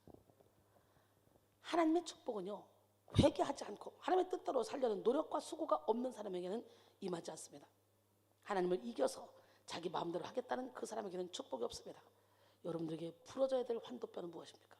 풀어져야 돼요. 자아가 꺾여져요. 자아가 꺾이는 순간 하나님을 이기는 거예요. 그러니까 이스라엘이라고 불러주잖아. 바로 내가 꺾이는 순간 하나님과 겨루어 싸워서 이겼다. 네가 내가 졌다. 하나님 그러는 거야. 어떻게 할 거예요? 자아를 꺾을 겁니까? 죽을 겁니까? 내려놓을 겁니까? 지는 자가 이기는 자잖아요. 여러분에게 풀어져야 될 환도뼈는 무엇입니까? 그 환도뼈는 하나님께 순종하는 것이 아니라 하나님을 대적하게 하고 하나님을 이기려고 한다는 거예요. 시날 평지에서 하나님을 이기려고 했던 사람들이요 바벨탑을 쌓았습니다. 하나님을 이기려고 한 사람들, 우리도 환도뼈가 부러지지 않으면 하나님을 이겨먹으려고 그래요. 끝까지 이겨먹으려고. 그러므로 하나님은 당신이 사랑하는 사람들의 환도뼈를 부러뜨리셨어. 야곱은 환도뼈가 부러진 다음 하나님의 축복을 받았습니다. 여러분이 의지하고 있는 것, 하나님과 겨루어 보려고 하는 그 교만을 싹 다 무너뜨리십시오. 그럴 때 문제가 해결되고 하나님의 축복이 임할 줄로 믿습니다. 베드로전서 5장 5절로 6절 보니까 하나님은 교만한 자를 대적하시되 겸손한 자들에게 은혜를 베푸시느니라. 그러므로 하나님의 능하신 손 아래서 겸손하라. 때가 되면 너희를 높이시리라. 환도뼈는 야곱이 평생 붙들었던 인간적인 방법입니다. 자기 나름대로의 방법입니다. 우리는 이런 인간적인 방법으로 신앙생활을 하면서 살아가서는 안 돼요. 근데 너무도 많은 사람들이 인간적인 방법으로 신앙생활을 하면서 세상을 살아갑니다. 인생에 고단할 수밖에 없어요. 인간적인 방법으로 살면 우리 인생은 내 힘으로 마음대로 사라지지 않습니다. 내 힘으로 이끌어가려고 하면 하나님과 역행하는 그런 고단한 삶을 살게 돼요. 그래서 우리 인생의 운전대를 우리는 주님께 내어드려야 돼요. 바로 지금 주님 말씀하시면 내가 나가겠습니다. 주님 멈춰 서라면 내가 멈춰 서겠습니다. 이 고백이 여러분의 고백이 되길 원합니다. 주님 말씀하시면 내가 나가리다. 주님 뜻이 아니면 내가 멈춰 서리다. 나의 가고 서는 것 주님 뜻에 있으니 오 주님 나를 이끄소서. 주님 말씀하시면 내가 나가리다. 주님 뜻이 아니면 내가 멈춰서리다. 나의 가고 서는 것 주님 뜻에 있으니 오 주님 나를 이끄소서. 뜻하신 그곳에 나 있기 원합니다. 이끄시는 대로 순종하며 살리니 연약한 내 영혼 통하여 일하소서. 주님 나라와 그 뜻을 위하여 오 주님 나를 이끄소서. 아멘이십니까? 은혜를 받으면 처음에 은혜 받을 때 막 기쁨이 넘치고 평강이 넘치고 희락이 넘치고 막 신바람이 납니다. 근데 은혜 속에 깊이 들어가면요 죄가 살아나기 시작해요. 그때부터 전쟁이 들어갑니다. 그러니까 도망가고 싶어요. 여기서 은혜 받다가 도망가고 싶다. 그때가 여러분 지금 환도뼈가 부러질 때야. 축복받기 직전이라고. 전쟁이 들어갔으면 그 전쟁이 끝날 때까지 우리는 막 죽으면 죽으려 싸워야 돼요. 기적의 하나님은 누구 하나님? 진짜 하나님은 정말 멋있습니다. 환도뼈가 부러진 야곱은요 다리를 절게 됐어요. 여러분 하나님을 만났으면 막 기쁨이 넘쳐야지 환도뼈 부러지고 다리 절어? 그런데 신기한 건 야곱의 영이 깨어났어. 형을 만날 자신감이 생겼어. 하나님을 의지하는 믿음이 생겼어. 그동안은 자기를 믿었는데 자기 힘으로 살았는데 환도뼈가 부러지고 나니까 전적으로 하나님 앞에 애다 모르겠다. 형을 만나서 죽이든 살리든 나는 형을 만나러 가리라. 이런 담대함이 자아가 꺾일 때 일어나는 거예요. 자존심을 내려놔봐. 창피한 거 하나도 없습니다. 오히려 약한 걸 자랑합니다. 약한 걸 자랑할 수 있는 능력이 여러분에게 있어져야 돼요. 여기서 약한 걸 막 간증하며 자랑할 때 쟤도 그랬네, 쟤도 그래. 그게 아니라 와 우리 인간은 누구나 다 약한데 저렇게 약한 사람을 하나님이 저렇게 멋진 작품으로 만들었네. 그럼 나도 가능하겠네. 이렇게 되는 거예요. 나하고는 성정이 달라. 뭔 놈의 성정이 달라. 엘리야도 하늘에서 불을 끌어내리고 물을 끌어냈지만 우리하고 똑같은 사람이야. 여러분이나 이순이나 똑같은 사람이고. 할렐루야. 백지 한 장 차이야. 환도뼈가 부러졌느냐 부러지지 않았느냐, 그거에 따라서 그 사람을 통해 능력이 나오느냐 안 나오냐. 하란에서 야복강에 올 때까지만 해도요 야곱은 두 다리가 튼튼했습니다. 그런데 야복강에서 하나님과 씨름한 후에 졸지에 다리를 절뚝거리는 장애인이 됐어요. 하나님과 만난 후의 결과입니다. 세상 사람들이 볼 때 하나님과의 만남의 결과가 참담합니다. 어떻게 이런 비극이 있을 수 있습니까? 그런데 다리를 절뚝거린 야곱이요, 야 비극이다, 어떻게 이럴 수 있지? 이런 하나님은 절대 내가 믿지 않겠다. 입술을 확 깨물면서 다짐합니까? 본문 30절을 보면요 야곱이 그것을 브니엘이라고 그래요. 뭐라고? 브니엘은 하나님의 얼굴이란 말입니다. 야곱은 하나님의 얼굴을 보았다고 감격했어요. 본문 31절에 야곱이 브니엘을 지날 때 해가 돋았다고 말합니다. 물론 시간적으로 해가 뜨는 아침일 수도 있습니다. 그러나 성경은 야곱이 하나님을 만난 후에 환희와 감사를 그렇게 표현했습니다. 오늘 이 시간에 여러분들도 환희와 감사가 넘쳐나야 돼. 여러분의 막 영혼이 막 밝게 해가 떠야 돼. 오늘 본문 창세기 32장 30절 31절. 그러므로 야곱이 그곳 이름을 브니엘이라 하였으니 그가 이르기를 내가 하나님과 대면하여 보였으나 내 생명이 보존되었다 합니다. 그가 브니엘을 지날 때에 해가 돋았고 그의 허벅다리로 말미암아 절었더라. 야곱은 비록 장애자가 되었지만 아침 햇살처럼 빛나는 축복을 받았어. 그러니까 우리가 하나님을 믿는다고 하나님 나를 만나주세요 그럼 뺏기는 게 있어. 하나님께 내 틀, 내 자아, 내 물질, 내 건강까지도 다 뺏어가 버리고, 그리고 전적으로 하나님을 의지하기 위해서 우리가 상상할 수 없는 엄청난 축복을 허락하시는 분이에요. 재건축을 하려면 다 부셔야 되잖아. 다 싹 깡그리. 그리고 다시 져야 되잖아. 그런 것처럼. 이야 여러분 사도행전 9장 1절 이하에 쫙 보니까 공문을 받아가지고 예수 믿는 사람을 잡으려고 다메섹 도상으로 막 가고 있던 사울, 기세가 등등해서 가고 있던 사울이요, 빛 가운데 부활하신 주님을 만납니다.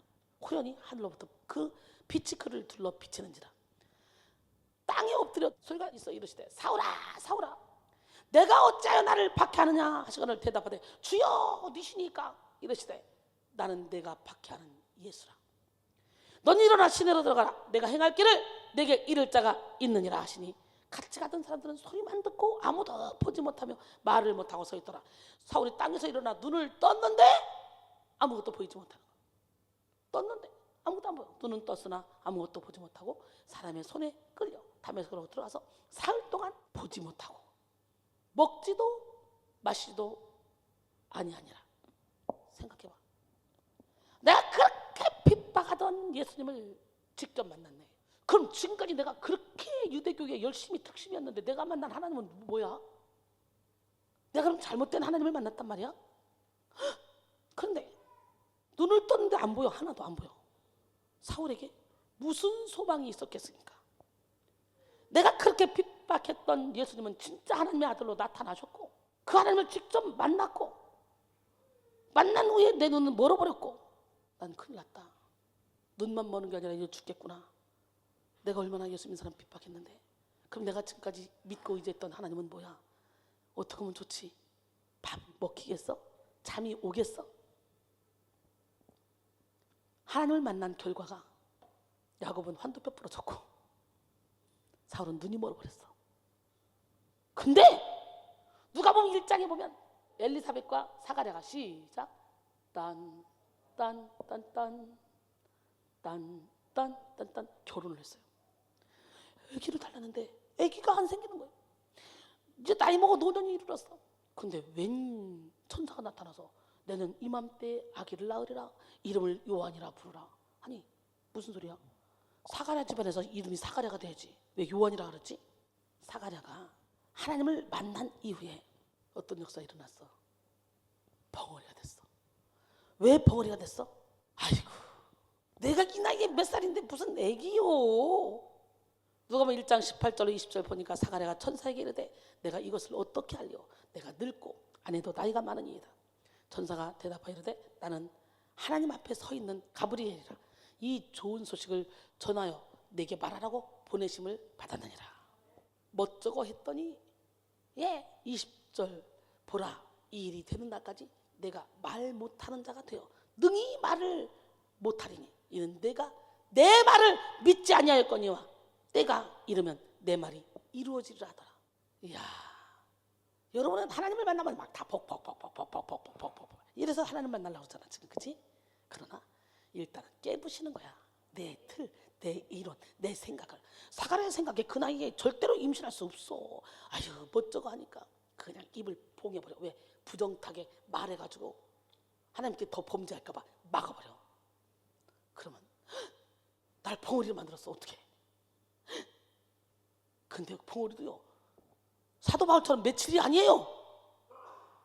아기 낳고 그리고 8일 만에 이름 지을 때 아내가 요한이라고 해주세요. 아니 무슨 소리야? 너네 집안이 사가랴 집안인데 이 귀한 자손인데. 가족들이 그러죠. 어르신들이. 그래가지고 서판을 갖다 준다 사가랴한테. 네 아들 뭐라고 이름 질래? 벙어리니까 말 못하죠. 요한. 8일 만에. 그리고 입이 확 열려버려요. 신구약 지금 다 신구약 같이 하는데 봐요. 하나님을 만났을 때 눈 멀어버리고 하나님 만났을 때 벙어리 나버리고 하나님 만났을 때 환도뼈가 부러지고. 이게 다 뭐예요? 자아를 꺾기 위함이지. 사가랴의 생각을 꺾기 위함이고. 할렐루야. 빨리 꺾입시다. 하나님이 강제로 꺾기 전에 스스로 꺾읍시다.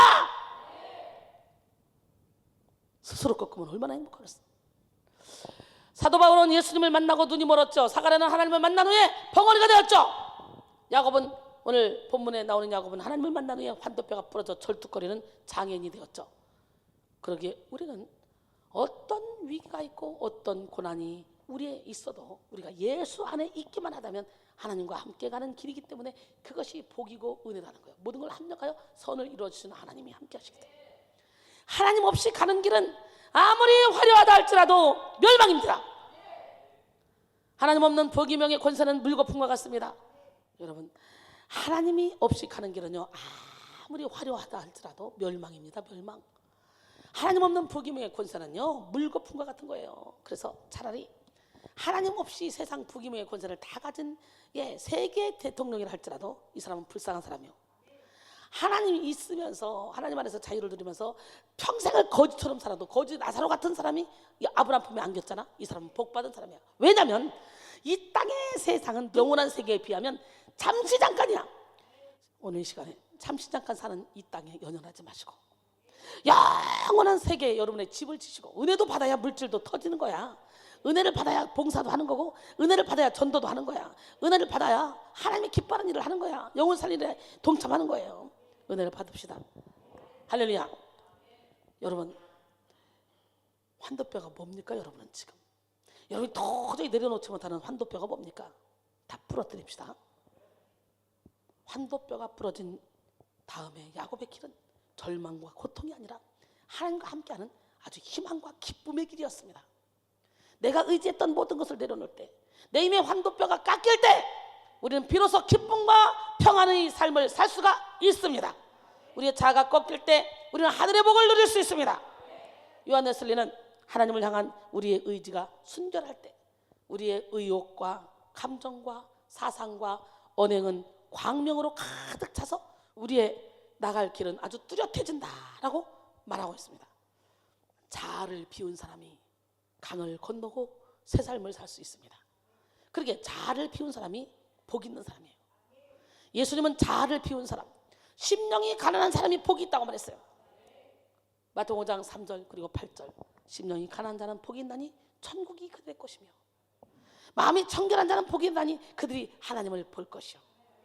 자아를 비운 사람이 누리는 축복이 뭘까요? 자아를 비운 사람은 인생 자체가 새로워져서 능력 있는 삶을 사는 복을 누려요. 봐요, 이순이 봐요. 진짜 저는요, 자존심 하나로 살았던 사람이에요. 원래부터 베풀고 나누고 이런 걸 너무 좋아해서 대장 기질이 있어서 항상 사람들을 몰고 다녔는데, 베풀고 나누고 다 좋아하지만 자존심 건드렸다, 그 사람은 쓰레기통에 들어요. 발로 밟아서 뭉겨서 꾸겨서 쓰레기통에 확 집어넣어야 돼. 그래야 직성이 풀리는 사람이었어. 근데 지금은요, 자존심이 뭐가 아무것도 없어요. 병신 같아요. 7번씩 70번이라도 용서하라고, 아무리 꼴통도 다 용서가 되고 다 이해가 돼요. 아무리 자존심을 자꾸 흔들어도 기분 나쁘지도 않아요. 희한하게 바뀌었어. 그래서 그렇잖아. 진리를 알지니 진리가 너희를 자유롭게 하리라. 진리가 예수님이야.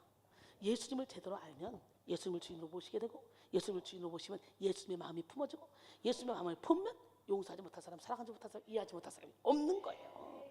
오늘 자아가 꺾임으로 예수님을 주인으로 모십시다. 할렐루야. 우리는 대부분 복이라고 할 때요, 영혼의 복보다는 자기 자신의 소유를 생각합니다. 맞아 안 맞아?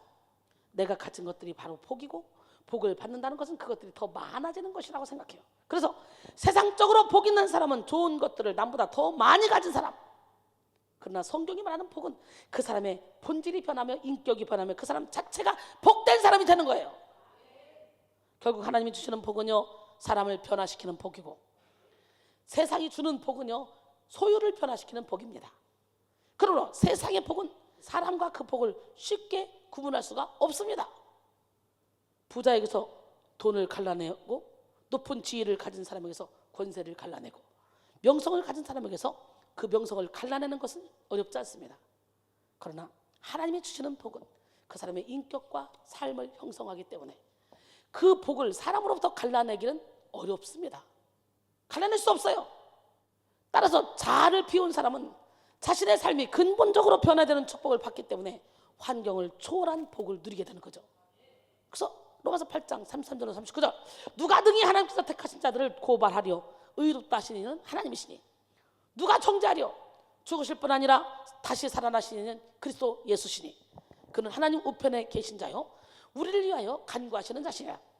누가 우리를 그리스도의 사랑에서 끊으려 환난이나 공고나 박해나 기근이나 적신이나 위험이나 칼이랴. 기록된 바 우리가 종일 주를 위하여 죽임을 당하게 되며 토살당할 양같이 여김을 받았나이다 함과 같으니라. 그러나 이 모든 일에 우리를 사랑하신 이로 말미암아 우리가 넉넉히 이기느니라. 받으시 이기는 게 아니라 어떻게 이겨? 내가 확신하노니 사망이나 생명이나 천사들이나 권세자들이나 현재일이나 장래일이나 능력이나 높음이나 깊음이나 다른 어떤 피조물이라도 우리를 우리 주 그리스도 예수 안에 있는 하나님의 사랑에서 끊을 수 없느니라. 예, 요 말씀 하나만 붙잡고 있어도 좌지우지 흔들리지 않겠다. 이 말씀 하나만 붙잡고 있어도 사람 때문에 왔다 갔다 안 하겠다. 이사야 65장 17절 보라, 내가 새 하늘과 새 땅을 창조하나니 이전 것은 기억되거나 마음에 생각나지 아니할 것이라 그랬어요. 오늘 여러분 예수 이름으로 이전의 모든 상처를 다 버리시고 자존심 부리지 마시고 그 상처 때문에 막 가시 옷을 입고 가면을 썼던 모든 거 다 드러내시고, 사실은 아무것도 아니거든요. 여러분이 지은 죄가 아무리 커도요 아무것도 아니. 하나님 앞에 가면, 그리고 내가 제일 죄인 중에 괴수라고 생각해도 각 사람 심령 속에 다 들어가 보면 다 토찐개찐이야. 다 똑같아. 인간은 얼마나 회개하고 보혈의 피로 씻음 받았냐 안 받았냐 그 차이야. 나 같은 추악한 사람은 없을 거야. 그래서 자꾸 가시게 옷을 입고 가면을 쓰면 여러분 계속적으로 눈덩이처럼 불어나서 귀신의 밥이 돼가지고 인생을 낭비하다가 지옥으로 퐁당 들어가는 거야. 어떻게 살 거야? 빨리빨리 깨어납시다. 알을 깨고 나옵시다. 그 다음에 자아를 피운 사람의 복은요, 내면의 복, 평강의 복을 누립니다. 우리 주님 우리에게 평안을 주러 오셨다잖아. 여러분 속사람이 변해야 돼. 속사람이 새롭게 돼야 돼. 예. 그러니까 인생 자체가 새로워져서 능력 있는 삶을 사는 복을 누린다 그랬지. 내가 피워봐. 내 안에 예수님이 주인 되기 때문에 능력 있는 삶을 사는 거예요. 저절로 하나님의 일을 이루어져. 두 번째로 자아를 피운 사람은 내면의 복, 평강의 복을 누리는데요. 여러분 사탄은 우리에게 먼저 찾아와서 기쁨을 빼앗습니다. 기쁨을 빼앗기잖아요. 그러면 평안을 빼앗습니다.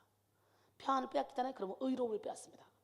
의로움을 빼앗잖아요. 그러면 이제는 내세를 바라보지 못하고 현실에 집중하도록 만들어서 결국은 사탄의 종으로 전락시키게 만들어버려요.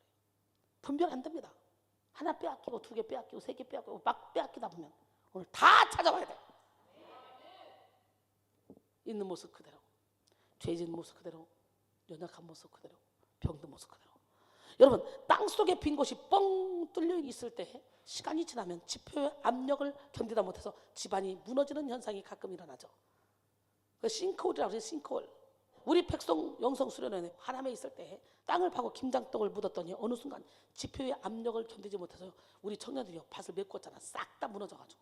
이것을 무너지는 현상을 함몰 현상이라고 하는데, 그때는 집안 위에 있던 것까지도 같이 휩쓸려 맥없이 무너져 내립니다. 내면이 허술하면 나 이렇게 하리라 수도 없이 많은 결단을 해도 그게 함께 무너져 버리는 거예요. 무너질 때. 우리 인생의 경우에도 그런 경우가 종종 있는데요. 실패한 사람들이 그렇게 맥없이 쓰러지고 마는 것은 그 사람의 내면 세계가 텅 비어있기 때문이에요. 우리는 겉사람보다 속사람을 잘 갖고 와야 돼요. 속사람을 가꾸지 않으면 집에서도 편하지 않고 혼자 있어도 편하지 않고 어느 곳에 있어도 편하지 않아요. 좋은 것을 가져도 편하지 않고 속사람이 병들어 있으면요 천하를 다 준다 해도 감사하잖아요. 옛날에 그런 말 있죠. 평양감사도 자기가 싫으면 싫은 거라고. 속사람이 병들어 있잖아요. 그럼 아무리 진리를 말해줘도요 그 진리가 들리지 않습니다. 나는 바보야. 나는 못 깨달아. 난 남에게 피해만 줘. 난 지금까지 인간관계를 못했어. 막 이런 속사람이 병들어서 이렇게 있잖아요. 그러면 모든 삶을 그렇게 연결시켜 나갑니다. 그러니까 안 되는 거예요. 빡빡 차고 나와야 돼. 스스로 갇혀서 감방에서 살아. 얼마나 안타까운지 몰라요. 이런 사람들은요 아무리 칭찬해도 칭찬이 안 들린다니까. 깨닫지를 못한다니까. 여러분 진짜 내가 자아를 꺾어야 되겠다. 못 깨달은 사람 손 한번 들어봐. 다 깨달았어? 그럼 하나님 앞에 사기치지 마. 깨달았으니까 빨리 죽어. 오늘 이 시간에 자아가 꺾이면 여러분의 영혼이 태양이 떠오릅니다. 할렐루야. 원수는 멀리 있는 게 아니에요. 바로 내 안에 있어요. 내가 아예 원수야. 여러분 속사람이 병들어 있으면요 좋은 환경에 갖다 놔도 행복하지 않습니다. 자아가 충족되지 못하면 하나도 기쁘지 않은 거예요. 근데요 저는요 자아가 충족돼 있어서 주님 한 분으로 만족하니까 여기서 자도 행복하고, 나는 잠잘 시간만 있으면 좋겠어. 저 의자에서 자라도 나는 자요. 누우면 자요. 시간이 없어 못 자지. 라면 먹어도 행복하고 국수 먹어도 행복하고 뭘 해도 행복하고 그냥 마냥 행복해. 여러분이 볼 때 제가 그렇게 보여? 저는요 진액을 다 빼서 체력을 줬기 때문에 체력이 엉망진창이에요. 걷기도 힘들어요. 옆에서 잡아주지 않으면. 그래서 제가 한번 움직이면요 비서가 몇 명이 따라붙어요. 머리 해줘야지, 목욕시켜줘야지, 가방 싸줘야지, 팔짱 껴줘야지, 가방 들어줘야지, 운전해줘야지. 근데 여러분이 볼 때 그렇게 보여? 여러분 이렇게 내면의 평강의 복이 임한다는 거예요. 그래서 주님은 말씀하시죠. 에베소 6장 10절로 11절 끝으로 너희가 주 안에서와 그 힘의 능력으로 강건하여지고 마귀의 간계를 등이 대적하기 위하여 하나님의 전신갑주를 입으라. 고린도서 4장 16절로 18절 그러므로 우리가 낙심하지 않으니 우리의 겉사람은 낡아지나 우리의 속사람은 날로 새로워지도다. 우리가 잠시 받는 환난에 경한 것이 지극히 크고 영원한 영광에 중한 것을 우리에게 이루게 하매니 우리가 주목하는 것은 보이는 것이 아니요 보이지 않는 것이니 보이는 것은 잠깐이요 보이지 않는 것은 영원함이라 그랬어요. 속사람을 강건하게 해야 돼. 이사야 26장 3절에 보니까 주께서 심지가 견고한 자를 평강하고 평강하도록 지키시리니 이는 그가 주를 신뢰함이라. 여러분 인격이란 내면 세계와 외면 세계의 조화를 통해서 형성됩니다. 우리의 내면 세계는 보이지 않지만 그 사람을 좌우하는 조종실과 같습니다. 그래서 내면이 강건해야 돼요. 속 사람이 강건해야 돼요. 하나님은 우리의 내면 세계를 통해서 말씀하십니다. 이 두 가지 세계의 조화를 통해서 건강한 인격이 형성되는 거예요. 그런데 대부분의 사람들은요 외부 세계에 지나치게 매달려 있습니다. 그래서 허덕이고 지쳐가고 힘들어하다가 시간이 지나면서 그의 내면 세계는 황폐되고 병들어갑니다. 모든 사탄의 일은요 밖에서 안으로 들어오는 일이에요. 그러나 하나님의 일은 안에서 밖으로, 안에서 여기서부터 생수가 터지는 거예요. 요한복음 7장 37절에 39절 명절 끝날 곧 큰 날에 예수가 서서 외쳐 이르시되 누구든지 목마르거든 내게 와서 마시라. 나를 믿는 자는 성경의 이름과 같이 그 배에서 생수의 강이 흘러나오리라. 이는 그들이 받을 성령을 가리켜 말씀하신 거라 그래요. 여러분 인간의 사랑은요 그냥 받는 것 같지만 영원하지 않아요. 그러니까 인간의 사랑을 받으면 자꾸 확인하지 타고 그래도 허덕여. 그런데 영혼 깊은 곳에서 성령께서 막 생수가 탁 터져서 성령께서 만족함을 주시면요 타고 필요 없습니다. 우리는 이 은혜를 받아야 돼. 누가복음 6장 44절 45절 나무는 각각 열매로 그 열매로 아나니 가시나무에서 무화과를 또는 찔레에서 포도를 따지 못하느니라. 선한 사람은 마음에 쌓은 선에서 선한 것을 내고 악한 자는 그 쌓은 악에서 악을 내나니 이는 마음에 가득한 것을 입으로 말함이라 그랬어요. 그래서 하나님은 우리에게 겉과 속이 같은 사람이 되라고 말씀하셨어요. 우리는 속사람을 새롭게 해야 됩니다. 겉사람이 아무리 건강해도 속사람이 병들면요 짐승과 같은 삶을 살아요. 그들의 마침은 멸망이요 그들의 신은 배요 그 영광은 그들의 부끄러움했고 땅의 일을 생각하는 자라. 빌립보 3장 19절 등 따시고 배부르면 끝난다는 거예요. 마태복음 23장 25절로 28절 보면 화 있을진저 외식하는 서기관들과 바리새인들이요 잔과 대접의 겉은 깨끗이 하되 그 안에는 탐욕과 방탕으로 가득하게 하노도다. 눈먼 바리새인 너는 먼저 안을 깨끗이 하라. 그러면 겉도 깨끗하라. 화 있을진저 외식하는 서기관들과 바리새인들이요 회칠한 무덤 같으니 겉으로는 아름답게 보이나 그 안에는 죽은 사람의 뼈와 모든 더러운 것이 가득하도다. 이와 같이 너희도 겉으로는 사람에게 옳게 보이되 안으로는 외식과 불법이 가득하도다. 그리고 33절에 보니까 뱀들아 독사의 새끼들아 너희가 어떻게 지옥의 판결을 피하겠느냐 이렇게 말씀하십니다. 세상의 복은 전부 다 외형적인 겁니다. 눈에 보여지는 것, 밖으로 드러나는 것. 어떤 자동차를 탔냐, 몇 평짜리 아파트를 사가지고 살고 있냐, 빌딩은 몇 개를 갖고 있느냐, 얼마나 배웠냐, 직업은 무엇이냐, 연봉은 얼마나 되느냐, 이런 것입니다. 또 고통을 주는 병이나 속 썩이는 자식은 없느냐, 이런 것들이 복의 조건이라고 생각하며 복을 규정한다고 생각합니다. 그래서 그렇지 못한 사람은 당연히 복이 없는 사람, 복을 받지 못한 사람이 되는 거죠. 세상은 그래요. 이런 생각은 사람이 떡으로만 사는 존재로 파악하는 어리석은 생각입니다. 이스라엘 백성들을 40년 동안 광야에서 유리방황하게 한 이유가 뭡니까? 그들을 겸손하게 하기 위해서. 사람이 떡으로만 사는 것이 아니오 하나님의 입에서 나오는 모든 말씀으로 사는 것을 알게 하기 위해서. 신명기 8장 2절로 3절은 그렇게 말합니다. 할렐루야. 그래서 오늘 이 시간에 우리는 진짜 복이 무엇인지 깨달아 알아야 돼요. 그 복은 뭡니까? 여호와의 말씀을 주야로 묵상하며 그 말씀대로 행할 때 우리는 차고 넘치는 평안을 얻을 수가 있습니다. 시편 1편 1절로 3절 시작. 복 있는 사람은 악인들의 꾀를 따르지 않으며 죄인들의 길에 서지 않으며 오만한 자들의 자리에 앉지 않냐고 오직 여호와의 율법을 즐거워하여 그 율법을 주야로 묵상하는도다. 그는 시냇가에 심은 나무가 철을 따라 열매를 맺으며 그 잎사귀가 마르지 아니한 같으니 그가 하는 모든 일이 다 형통하리로다. 여러분은 지금 악인들의 꾀를 따르지 않고 있습니까? 죄인들의 길에 서지 않고 있습니까? 오만한 자들의 자리에 앉지 않고 있습니까? 우리 인간은 참 더러운 속성을 다 갖고 있어서 악인들의 그룹에 끼는 걸 좋아합니다. 누군가가 여기서 누구를 비방하고 쑥덕거리면 나도 뭔 얘기 야, 껴서 듣다가 그렇지 그럴 줄 알았어. 아이고 나도 그렇게 생각했어. 쑥덕 이간질하며 하나님이 가장 싫어하는 행동을 할 때가 정말 많습니다. 그냥 끌려요. 그게 끌린다니까. 주의 종을 비방하고 교회를 비방하고 막 그러면 그게 막 끌립니다. 모든 악한 말 할 때는요, 너에게 복이 있다는 거. 복. 아니 이렇게 핍박을 받는데 뭔 놈은 복이 있어? 즐거워하래요. 기뻐하래요. 하늘의 상이 큼이래요.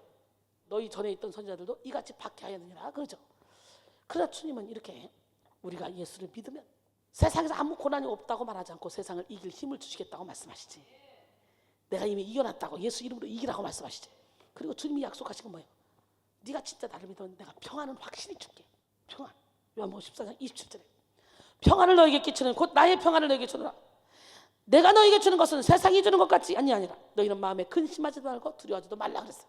성 어거스틴은 우리 인간은 하나님이 만드셨기 때문에 하나님께 돌아가서 온전히 용서받기 전까지는 평강할 수가 없다라고 말했습니다. 사람은 죄와 죽음의 문제를 해결받기 이전에는 참된 평강을 누릴 수 없습니다. 자아를 비운 사람은 죄의 쓴뿌리의 문제를 해결받은 자들이기 때문에 세상에서 누릴 수 없는 참 평강을 누리는 축복을 받습니다. 여러분, 하늘나라는 여기 있다 저기 있다가 여러분의 마음속에 있어요. 하늘나라는 먹고 마시는 것이 아니라 오직 성령 안에서 의와 평강과 희락입니다. 하나님이 주시는 복은 언제나 환경을 초월하는 내적인 복, 여러분 안에 하늘나라가 임하는 복입니다.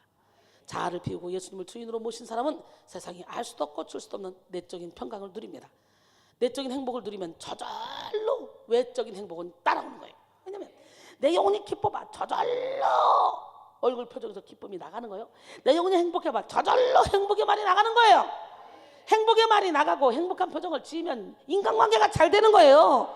그러면 인권을 받게 되고 그 다음에 물권까지 받게 되는 거지. 그래서 요한 3서 2절에 사랑하는 자여 내 영혼이 잘된 같이 내가 범사에 잘되고 강건하기를 내가 간구하노라 그랬어요. 그러니 예수 안에 딱 들어오는 순간 하나님 손에 붙들린 순간 우리는요 어떤 삶을 살게 되냐.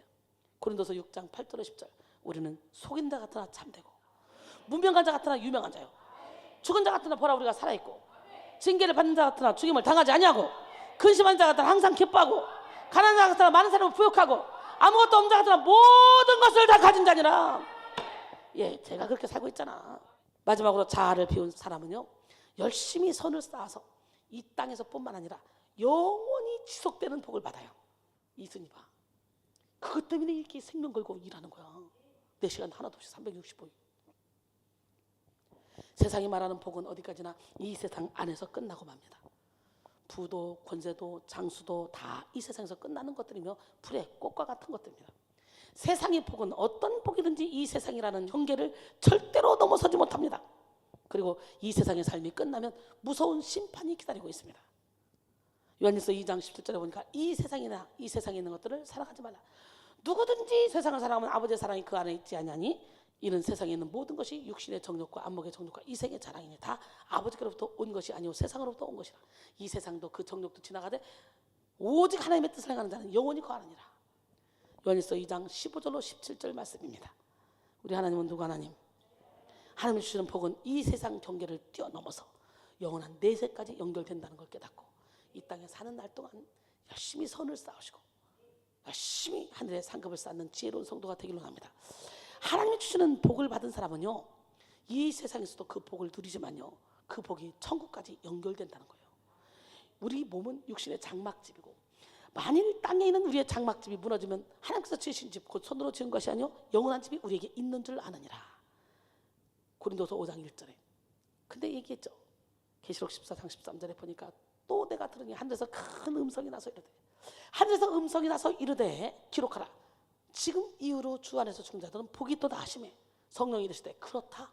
그들이 수고를 그치고 쉬리니 이는 그들이 행한 일이 그들을 따름이라. 그래서 은혜 받아봐. 주머니가 열려. 은혜 받아봐. 전도하고 싶어. 은혜 받아봐. 봉사하고 싶어. 왜? 하늘에 상급 쌓고 싶은 거야. 누가 하락해서 가냐? 차원에서 하늘에 상급 쌓으면서도 감사가 넘치는 거야. 계시록 22장 12절에 보라 내가 속히 오리니 내가 줄 상이 내게 있어 각 사람에게 그가 행한 대로 갚아주리라. 여러분 지금 죽으면 여러분이 선을 행해서 공적이 불타지 않는 상급을 받을 만한 그런 열매를 여러분 얼마나 맺으셨습니까? 한번 생각하고 계수하면서 살아야 돼. 결론적으로 오늘은 자아가 꺾이는 축복이라는 제목으로 함께 은혜를 나눴습니다. 사랑하는 성도 여러분, 세상에 있는 모든 것은 잠시 있다 없어지는 안개 같은 것입니다. 그러나 하나님이 주시는 복은 영원합니다. 그러니까 너희를 위하여 보물을 하늘에 쌓아두라 했어요. 물질이 있는 곳에 네 보물이 있는 곳에 내 마음도 있다고 마태복음 6장 19절 이하에 말씀하셔요. 여러분 자아를 비운 자는 일시적인 세상 축복과는 비교할 수 없는 영생 복락을 누리는 그런 축복을 받습니다. 마지막까지 남는 것이요 물질과 자존심이거든요. 이거 다 꺾어야 되거든요. 이게 꺾어야 제대로 된 복을 받거든. 물질이 있는 곳에 내 마음이 있다고 마음을 열어서 하나님께 전심으로 시간 물질 노력을 투자하고 가면 하나님이 확 열어준대. 자아를 비운 자는 일시적인 세상의 축복과는 비교할 수 없는 영생 복락을 누리는 축복을 받습니다. 구체적으로 자아를 비운 자들이 받는 복, 인생 자체가 새로워져서 능력 있는 삶을 사는 복을 누린다 그랬죠. 두 번째 내면의 복, 즉 평강의 복을 누린다 그랬죠. 세 번째 열심히 선을 쌓아. 뭘 쌓아서? 선을 쌓아서 이 땅에서뿐만 아니라 영원히 지속되는 복을 받습니다. 우리 말씀은 선을 행하기 위한 능력을 주신다 그러잖아. 디모데후서 3장 16절로 17절. 하나님의 말씀은 하나님의 영의 감동으로 된 거라 그랬죠. 그 말씀이요 선을 행할 능력을 준대요. 오늘 열심히 선을 쌓아서 이 땅에서뿐만 아니라 영원한 천국의 복을 누리길 원합니다. 이 시간 여러분의 자아를 비웁시다. 이 모든 축복을 받아 누립시다. 자아와의 싸움 이거요 만만치 않아요. 죽은 것 같은데 벌떡 일어나. 기절했다가 죽으면 끝나는데 죽은 것 같은데 벌떡 일어나. 여러분 자아와의 싸움은 만만치 않습니다. 하지만 야곱이 환도뼈가 부러지면서까지 하나님께 매달릴 때 그의 자아가 비워지고 오직 하나님만 의지했을 때 400명을 이끌고 야곱을 잡으러 온 에서의 마음이 움직여졌습니다. 결국은 에서를 보는 순간 야곱의 마음도 움직여졌기 때문에 어이구 형님 형제를 보는 순간 마치 하나님을 보는 것 같습니다. 자존심이 뭐 다 때려치고 그리고는 얼싸안아버리니까 비비고 막 금방 끝나는 거예요. 나만 죽으면 자아만 꺾이면 끝나. 우린 죄와 싸우기를 피 흘리까지 해야 돼. 그럴 때 하나님의 능력이 우리를 강권하여 우리의 자아가 완전히 비워지는 역사가 일어납니다. 오늘 이 시간에 자아가 꺾이는 축복을 받아서 열매 맺는 삶을 삽시다. 하나님의 미련함이 인간의 지혜로움보다 낫고 하나님의 약하심이 인간의 강함보다 낫다 그랬어. 하나님 우리를 쓰실 때 문벌 좋은 자, 지혜로운 자, 돈 많은 자 이런 사람 안 써. 병든 자, 가난한 자, 소외된 자 나는 아무것도 아니라고 이런 자를 데려다가 하나님은 만들어서 어때요? 이 작품 잘 만들지 않았어요? 진짜 누구보다도 자아가 세고 세상을 좋아했던 저를 하나님이 자아를 다 꺾어버리고 세상과 줄을 다 끊어버리고 이게 주님의 종으로 만들어서 많은 영혼들을 깨우게 하니 얼마나 감사한 일이야. 이순이가 변화됐으면 여러분들도 다 변화돼. 이순이의 자아가 꺾였으면 여러분도 다 꺾이게 돼 있어.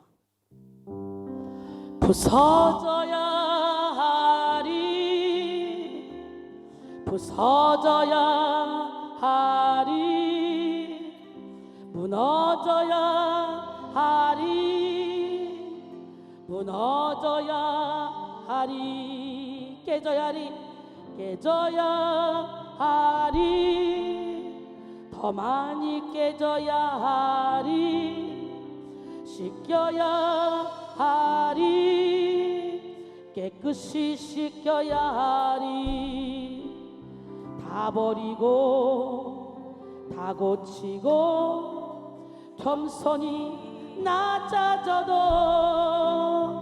주 앞에서 정결타고 자랑치 못할 거예요.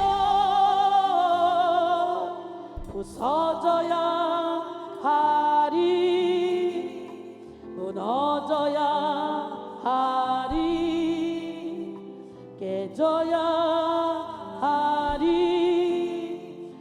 깨끗이 씻겨야